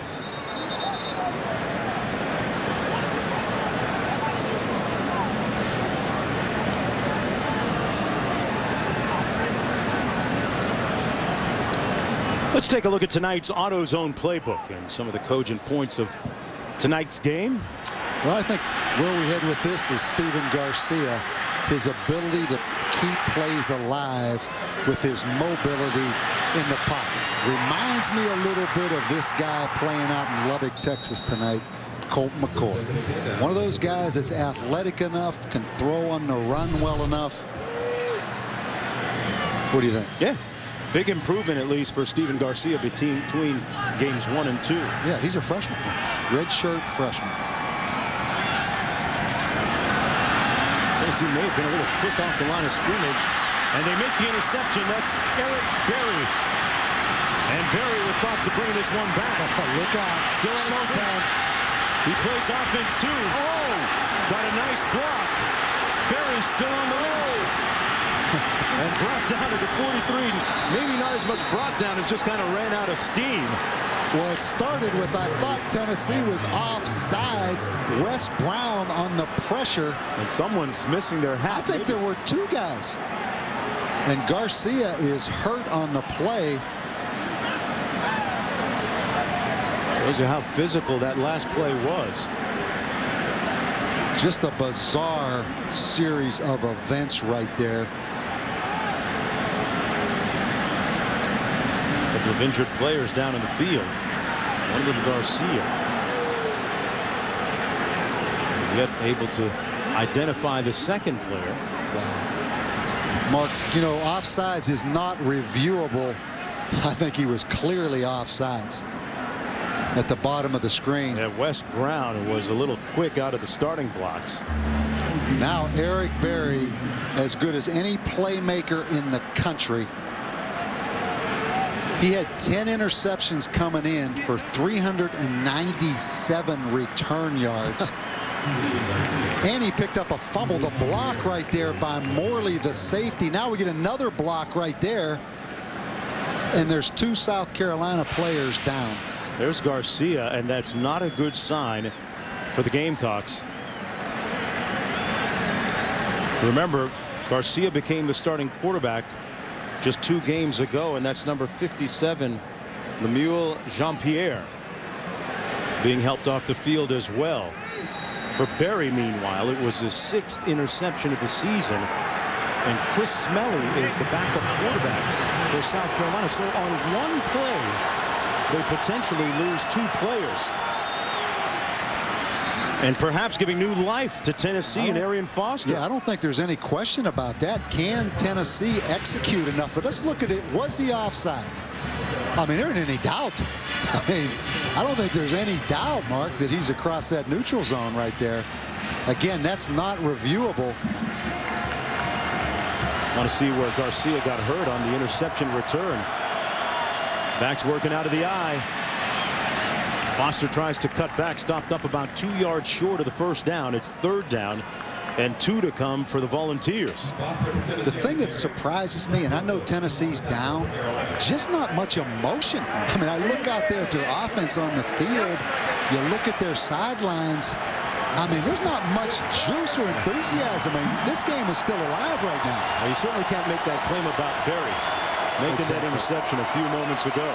And you know this is 4-down territory, so they're going to run the football here. They line up in the eye. They give it to the fullback for a change. That's Kevin Cooper. And Cooper, looks like they're going to mark it about a foot or 2 short of the first down, setting up a 4th down and that much to go. As you mentioned, it's 4th down territory for the Volunteers. And I'll tell you, you play football at a place like Tennessee, these players are under amazing stress. And all the stuff about the coach's hot seat, and these guys read the newspaper.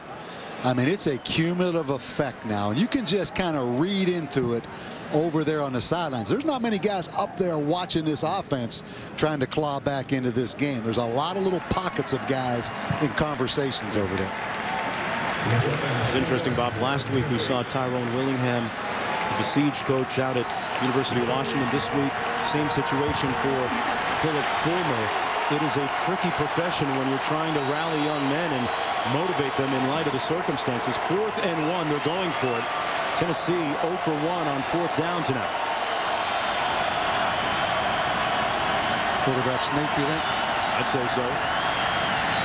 Stevens keeps it. Boy, if he got it, he didn't get it by much. Wow, that is incredibly close. Not much push up front, Bob. I mean, it looks like it's a hair short based on the spot right here. Again, there's no more exact science. Try to come in and mark that football right there and find where that football is down in that mass of humanity. I mean, you talk about an inexact science. But I think for the most part, you're guessing at least just a little bit. Oh, it's short. Tennessee has come up about that short on the season. That has been symbolic of the season for Philip Fulmer and his Volunteers. But remaining resolute in the face of adversity on the sidelines is the 17-year head coach of Tennessee.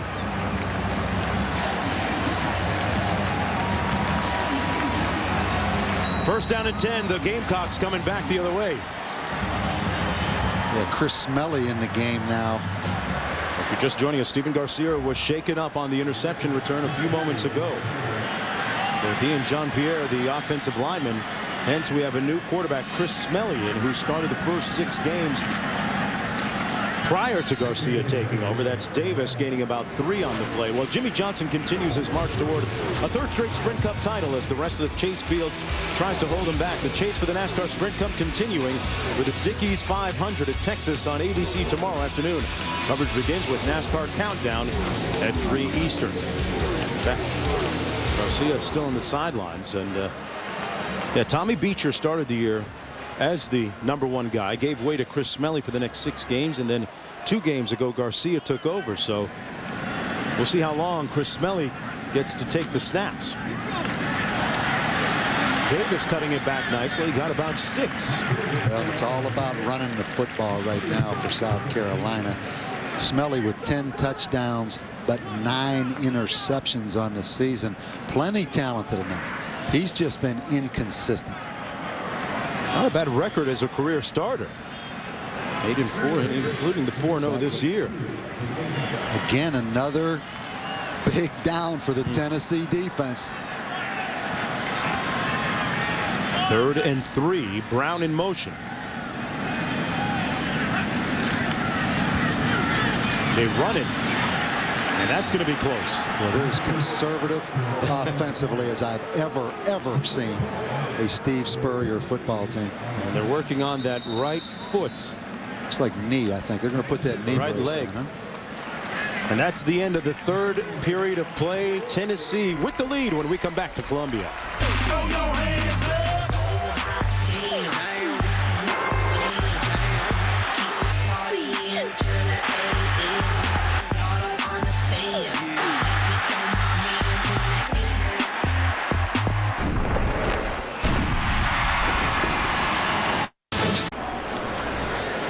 Look at the state capitol here in Columbia, South Carolina, just 3 days before big election day. I cast my ballot already, Bob Davis. So did I. The great state of Florida. So did I in the great state of Arizona. My wife Joanne gave me a lot of help on that ballot, I must confess. Did your homework for you? Or at least help you, sorry. This is Rogan on the punt return, brought down at the 13-yard line. And number 3, nice tackle by Akeem Auguste, a 48-yard punt and 3 yards on the return. Texas threatening now against Texas Tech in a pivotal game in the Big 12 South Division. And Texas Tech leading that game. Game over on ABC.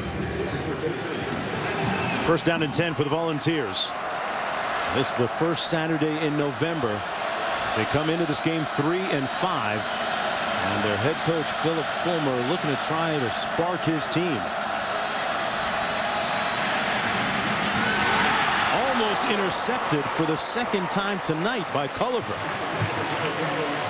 That was a dangerous throw by Nick Stevens. Jean-Pierre really distraught. Emotion, don't you? Anytime you see that ice on that knee, those knee injuries. Wow. It says a lot right there. You know how much that young man has invested. And all of a sudden that knee scares every young player. Stevens 8 of 18 on the night. Heat. And he dumps it incomplete, intended for Foster on the screen, but Eric Norwood turned up the pressure meter on Nick Stevens. Mark, this South Carolina defense is all over the Tennessee wide receivers. I don't know that I've seen a game where every ball, every throw has been contested with such tight coverage. I mean, every throw is tight, and you combine that with great pressure up front. I mean, they are swarming. They are swarming Tennessee's offense. Saw a quick shot of Ellis Johnson, the team's defensive coordinator up top. A homecoming for him to the state of South Carolina. His defense playing well tonight. 3rd down and 10 for the Volunteers. Stevens under heat again. Cannot escape. A relentless, tireless, indomitable South Carolina defense making the sack, led by Cliff Matthews. And Ellis Johnson again blitzing, brought Stoney Woodson the DB, I mean, they are blitzing them at will right now because there's no fear in the South Carolina defense that the Tennessee wide receivers can make them pay for playing man-to-man coverage. Captain Munnerlyn perched at his 45. Colquitt punting from the shadows of his own goalpost, 5 yards deep. Wow. He unloaded that rocket. Munnerlyn all the way back at the 32 and nowhere to go. Swarmed and then still on his feet. Wow. He emerged from a pack of would-be tacklers at the 37. A 55-yard punt, though, by Britton Colquitt. Back with more from Columbia right after this.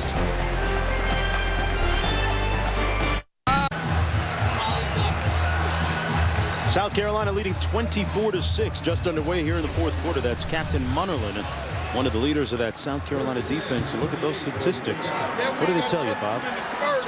Tell me it's complete domination right now by the South Carolina defense, particularly when it comes to pressure on the quarterback, negative plays created, and tight man-to-man coverage. The Tennessee offense has only rushed for 39 yards. Rushing the ball here for South Carolina is Mike Davis. Got about 3 on the play.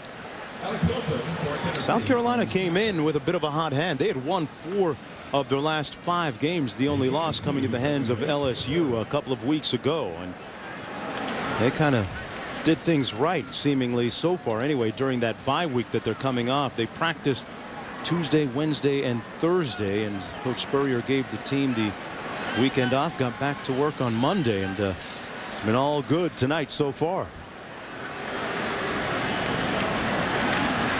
Davis running hard between the tackles.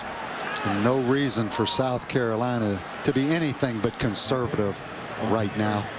Big concern is the health of Stephen Garcia, the quarterback. You'd like to get Smelly some opportunities to throw the football right here, but you know exactly what he's thinking. Just keep that clock moving. And don't let Eric Berry intercept the pass because he's Tennessee's best offense right now. 3rd down and 4 coming up.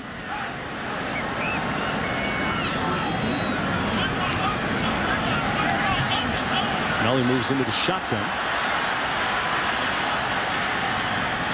And the play clock all the way down. And Smelly is brought down to the 37. So it's 4th down coming up. You know, you have to give a little bit of credit to Wes Brown on that play and the entire Tennessee defense. They're still bringing a little bit of heat and playing hard. We've seen that look right there. I mean, Steve Spurrier does not hide his emotions. That's kind of that sarcastic, disgusted look right there. That's not the run and gun, fun and shoot, whatever he called it in Florida. But yeah, I mean, Rico McCoy, the linebacker, and then Wes Brown, 94, continue to make plays now. Dennis Rogan back at his own 17 for Tennessee. Nice punt by Lanning. Rogan brought down immediately at the 23-yard line. Like I said, Coach Spurrier, after this 39-yard punt, not many guys can smile and be upset. Is a picture worth 1,000 words? A million of that. Does that not say it all right there? Look.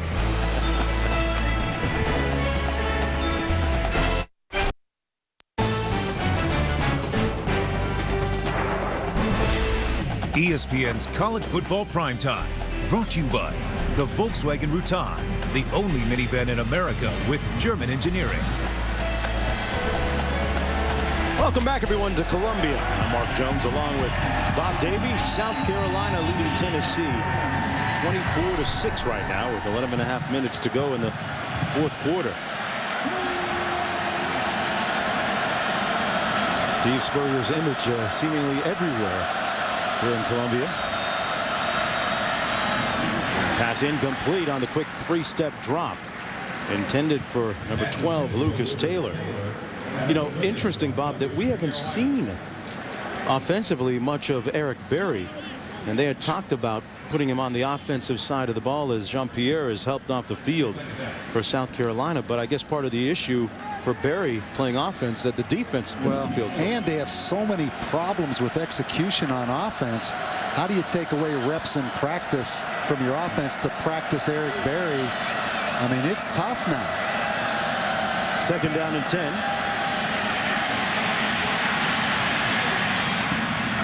Pass complete at the 30-yard line. Stocker making the catch. How about that visit to Steve Spurrier's office yesterday, huh? I mean, he's got some great mementos in that office. He has his Heisman Trophy in there. Yeah, the second of the same Heisman. It was interesting how when he was awarded his Heisman Trophy, he gave one to the school where he won it. And was told by an associate it might be a good move, and did so. And he was the recipient of a second one by the Heisman people. That catch complete. Yeah, I think a false start right here. I would think. You know, now, Bob, they make 2 Heismans now, and that trend actually started with Steve Spurrier.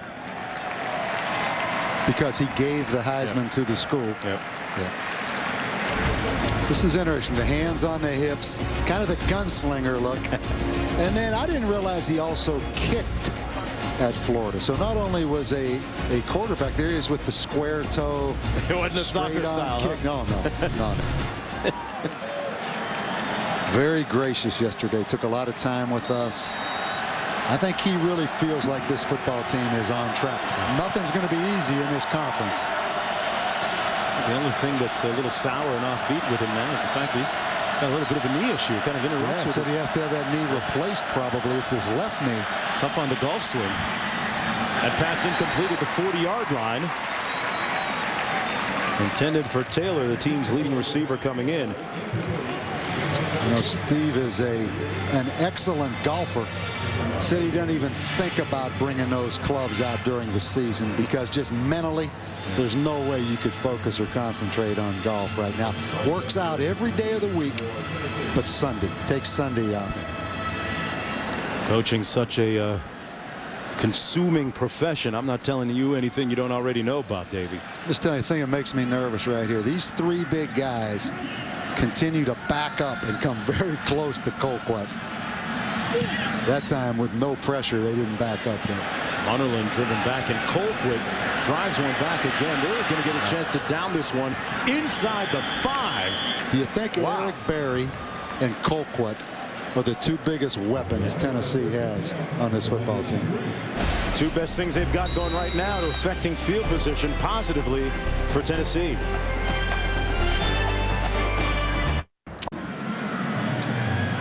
As Britton Colquitt on the sidelines, number 47 for Tennessee, with a career-long 71-yard punt a few moments ago. You know, Bob, anything that is in the air for that long should have a movie on it. I mean, he blasted that one. Those guys are enjoying themselves over there, aren't they? I'm not sure how appropriate smiles are at the moment. Well, you know, sometimes you just see bits and pieces of things, kind of like the Josh Briscoe incident last week on camera. So, you know, I don't put too much into that. I know how much these guys care.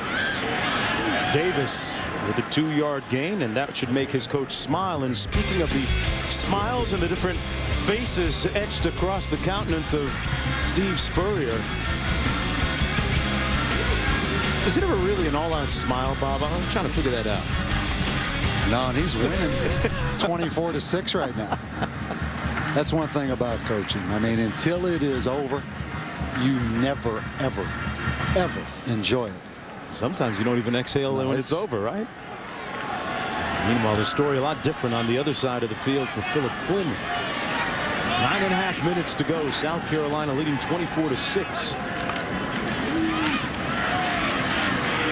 Davis picks up another 3.5, 4 yards. It is time for the conservative approach. You know, this Tennessee defense, you look at their linebackers, you know, it's kind of become the new linebacker you know, they've had something like 11 guys drafted since '99.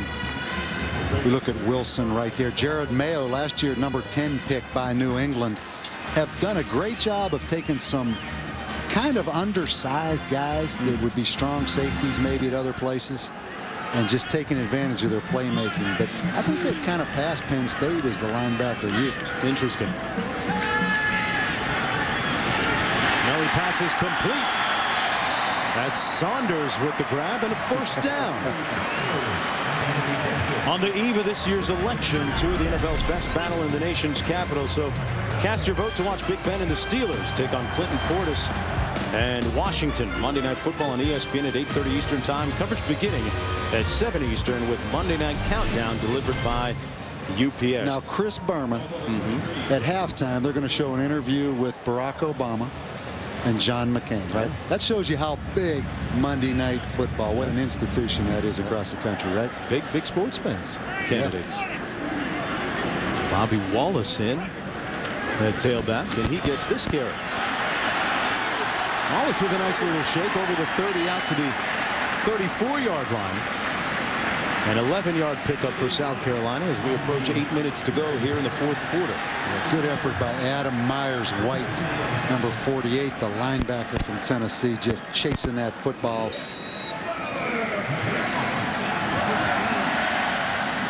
Have you ever seen a Steve Spurrier team run the football as much in one football game? This may be a record if we can go back and look at statistics of run compared to pass. Well, times really have changed when it comes to Coach Spurrier's crews.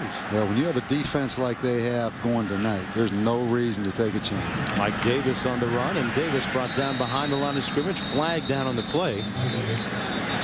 Let's go to Wendy Nix. Mark, thank you. LSU has won 21 straight regular season games against non-conference opponents. How would they fare against Tulane? Keelan Williams, the 3-yard plunge into the end zone, has LSU on top 28-3, about 5 minutes left in the third quarter.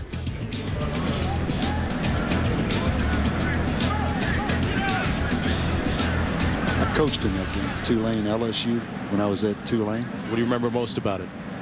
I remember a huge fight that occurred in Baton Rouge in 1984. And everyone came out of the stands and they called the game with about 3 minutes left in the game. They had to, I mean, that is a big rivalry game now. Years ago, that was really a big rivalry. They called the game with how much time to go? I think 3 minutes. 7.5 to go here. I was coaching defense, and LSU was moving that ball so well. I was kind of glad it was over. It helped the stats a little bit. You know, we didn't have 3 minutes to finish.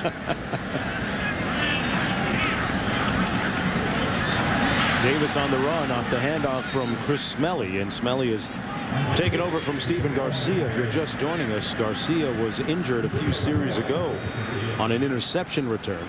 You know, you look at the Southeastern Conference, looks like it's headed for an Alabama-Florida SEC championship game, and that will be a great game.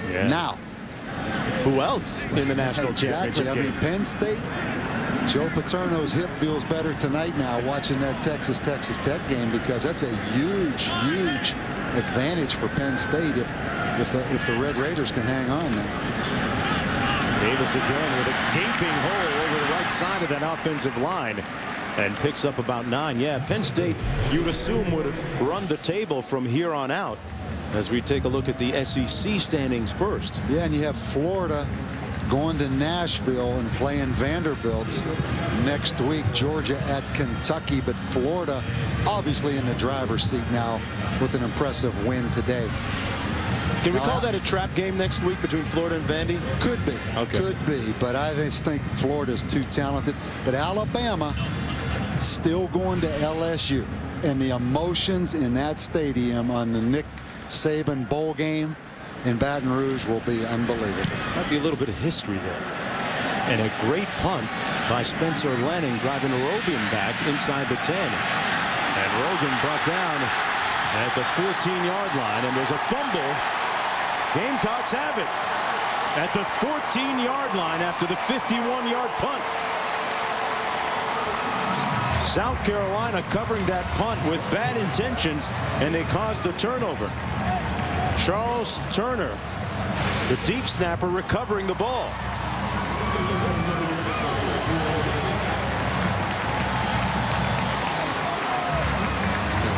That was number 3, Akeem Auguste.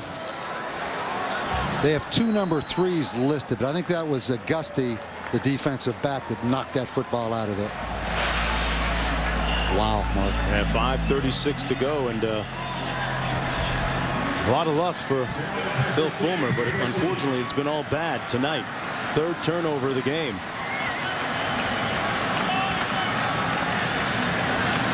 McKinley in motion. They give it to Davis, trying to cut it back, and he's stopped up after a gain of about 2.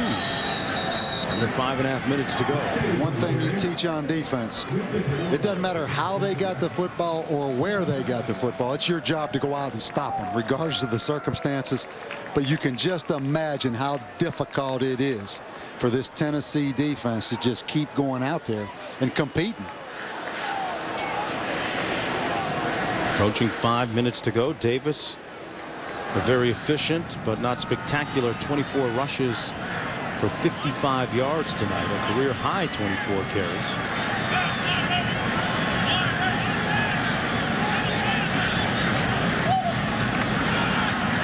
Davis again. This offense over the last quarter, Bob Davie, has been Davis left to Davis right and Davis between the tackles. He might be in the wishbone. He may all of a sudden take Paul Johnson's offense at Georgia Tech and say, you know what? I've got a really good defense. My quarterbacks are still a little inconsistent. I'm going to run the ball. You think there's any chance Steve Spurrier will take that? No. We've seen some strange things. I mean, who would have thought now? I mean, Mike Davis, 25 carries. South Carolina rush offense number 108 coming into this game. Smelly back to pass over the middle, and Saunders, what a catch! Touchdown! Yeah, we got a flag. That says it all, doesn't it? This one might be coming back. Well, according to the look on Coach Spurrier's that face. might have been an illegal formation right there. They went kind of quick when they got to the line. Illegal formation on the offense. Only 6 men on the line of scrimmage. 5 yards from the previous spot. Yeah. Replay third down. There was obvious confusion because on the snap of the football, watch these guys up here. They never even move. Look, it's like, look. Yeah. How about the catch, though? One-handed, 285-pound Wesley Saunders, the most disappointed guy in this entire. You think Steve Spurrier's disappointed? Reed said Saunders showed some good mobility and dexterity with those hands on that touchdown catch and run he had against LSU a couple of weeks ago. He's kind of the blocking tight end, too. Oh, Davis, and what a stick. McCoy coming up from his linebacker spot and making a nice hit on Mike Davis and saying, not that time. Little pent-up frustration being let out. Yeah, there were actually a lot of boos in the stadium over. You heard them too, right? Oh, I heard them. Conservative play call, and nobody in orange is left in the stadium, so it wasn't Tennessee fans booing now. In comes Ryan Succop to attempt the field goal. This one's going to be from 31 yards out, straight away. Succop, the former All-SEC selection, has struggled this year, but knocks that one through to make it 27-6. What's that highway going to Knoxville? I'm not even going to guess. I think that Tennessee section's cleared out up there, Mark.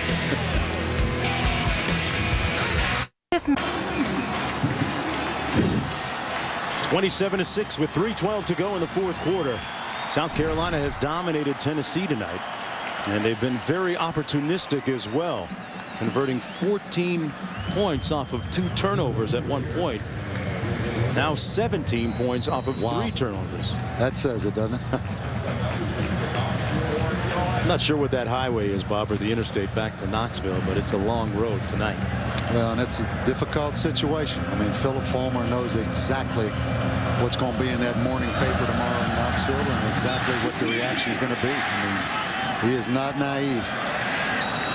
Rogan watches it bounce into the end zone, and Tennessee will start off on its own 20-yard line. Bob, when you look at the big picture nationally, we talked about Penn State undefeated, seemingly ready to run the table in the Big Ten Conference, and then at the end of the year, Alabama undefeated right now in the SEC. If there's a one-loss SEC team that doesn't get into the national championship game, and Penn State does get in, we have the usual uproar again, right? Yeah, and particularly after the SEC the last 2 years has won the national championship. Yeah. LSU last year with 2 losses. Florida the year before beating Ohio State. That's the problem right now with the Big 12 and the SEC. They can beat each other up, and they both have to play conference championship games. So you're looking at Penn State right now. First, their schedule at Iowa, at Indiana, and Michigan State. That's the best schedule. Alabama has to go to LSU, plus probably going to get Florida down here in a conference championship. Texas, if they can win tonight, has a great schedule, but they're behind in Lubbock. So the bottom line, and Texas Tech's schedule we'll look at in a minute, is very difficult. So Penn State in great situation. And the controversy can come down to USC at 1 loss compared to a Big 12 or a Southeastern Conference team. Backside pressure. Nick Stevens almost got away, but is sacked by Eric Norwood at the 15-yard line. Norwood has been in on a lot of plays tonight. He's a 16th sack of the night for South Carolina. Mark, a versatile guy, Eric Norwood. Not a bad time to get him over there on the sidelines and watch the end of this game. Whoever his backup is, be a good time to see some playing time for that backup. 3rd and 15 for Tennessee. There's Norwood up here at the top again. Hey, so what's wrong with getting some stats, Bob? More pressure. Complete at the 17-yard line to Arian Foster. Back to Texas Tech, leading right now against Texas over on ABC. 8-0. That is a tough schedule. Oklahoma State, here's the one. You're going to Norman, and then Baylor is an improved team, plus a Big 12 championship. So if Texas Tech beats Texas tonight, that's the best thing that could happen for Penn State, because I don't think the Red Raiders can run that schedule right there. Wow. Where Texas, if they could win tonight, I think Texas will run the table. So Joe Paterno, man, that hip and that knee, which he's going to have surgery on after the season, it's feeling pretty good tonight. Nobody talking about, oh, he's upstairs right now, maybe he should step away from the game. And, you know, some of the preseason controversies with some of the off-field incidences that they had at Penn State suddenly have not become the major story that they were before. Nobody talking about Philip Fulmer, 150 and 50 at Tennessee. No NCAA problems over his years. It's all about that W. Right, Wendy Nix? It's all about winning. It is all about winning. It's a what have you done for me lately kind of business. Texas Tech knows that. They're up 22-6 over on ABC. And of course on ESPN, SportsCenter coming up after this game. Oklahoma 56, Nebraska 21. Wendy, when Bob said it was all about the W, I thought he meant it was all about Wofford. I give you a little nugget. You can let it go. 2 minutes to go. Punt will bounce at the 36-yard line, going out of bounds. And folks, get your weekly dose of NFL news and analysis on ESPN tomorrow at 11 a.m. Chris Berman hosts Sunday NFL Countdown presented by IBM with Mike Ditka, Tom Jackson, Steve Young, Chris Carter, and Keyshawn Johnson. Then at 7 on ESPN, Chris Berman and John Saunders give you the highlights and scores on SportsCenter presented by Bud Light. Mark, what do you think? This South Carolina team, excellent on defense, as good as any. I think they're about over that hump. I think they can go to Gainesville with this defense and contest the Gators. I really think they can be competitive too. When you look at what they've done in the SEC so far this year, their 3 losses, they were all 1-touchdown games. Right. This is number 22 in the game, Bobby Wallace getting the carry, and South Carolina's remaining schedule, pretty good one. Yeah, favored against Arkansas at home. At Florida, they'll be the underdogs. At Clemson, tough. That's tough. Clemson beat Boston College today, right? Yeah, they sure did. A rivalry game, and they do get a week off in between. Yeah, so next week's game against Arkansas, huge, because that would get them to 7 wins. Last year they were 6-6. South Carolina didn't go to a bowl game, so 7-5 gets them in a bowl game. On 2nd down and 8, Bobby Wallace once again on the carry, picks up a couple of yards. And as we said at the top of the show, one of the prevailing themes coming in was the job security issue, or lack thereof, of Philip Fulmer, the head coach for 17 years at Tennessee. He won a national championship with the team back in 1998, has a couple of SEC titles to his credit. And Scott Spurrier, Steve's son, is in the game at wide receiver right here. That's his son. I think he's about 5'3", is the second team holder, getting a little PT tonight. Let's see if he gets a block. A block? Throw him the rock. Come on now. How about that?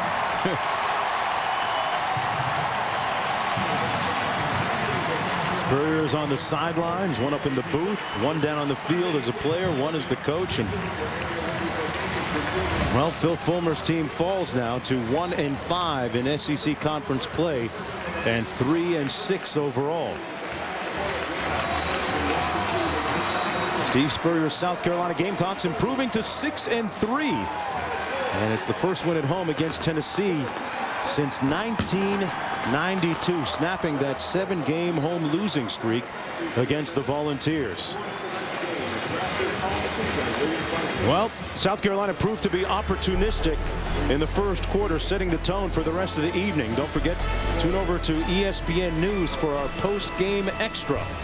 The final score once again 27-6 for the Gamecocks. For Bob Davie and our entire gang, I'm Mark Jones. It's been a presentation of ESPN, the worldwide leader in sports.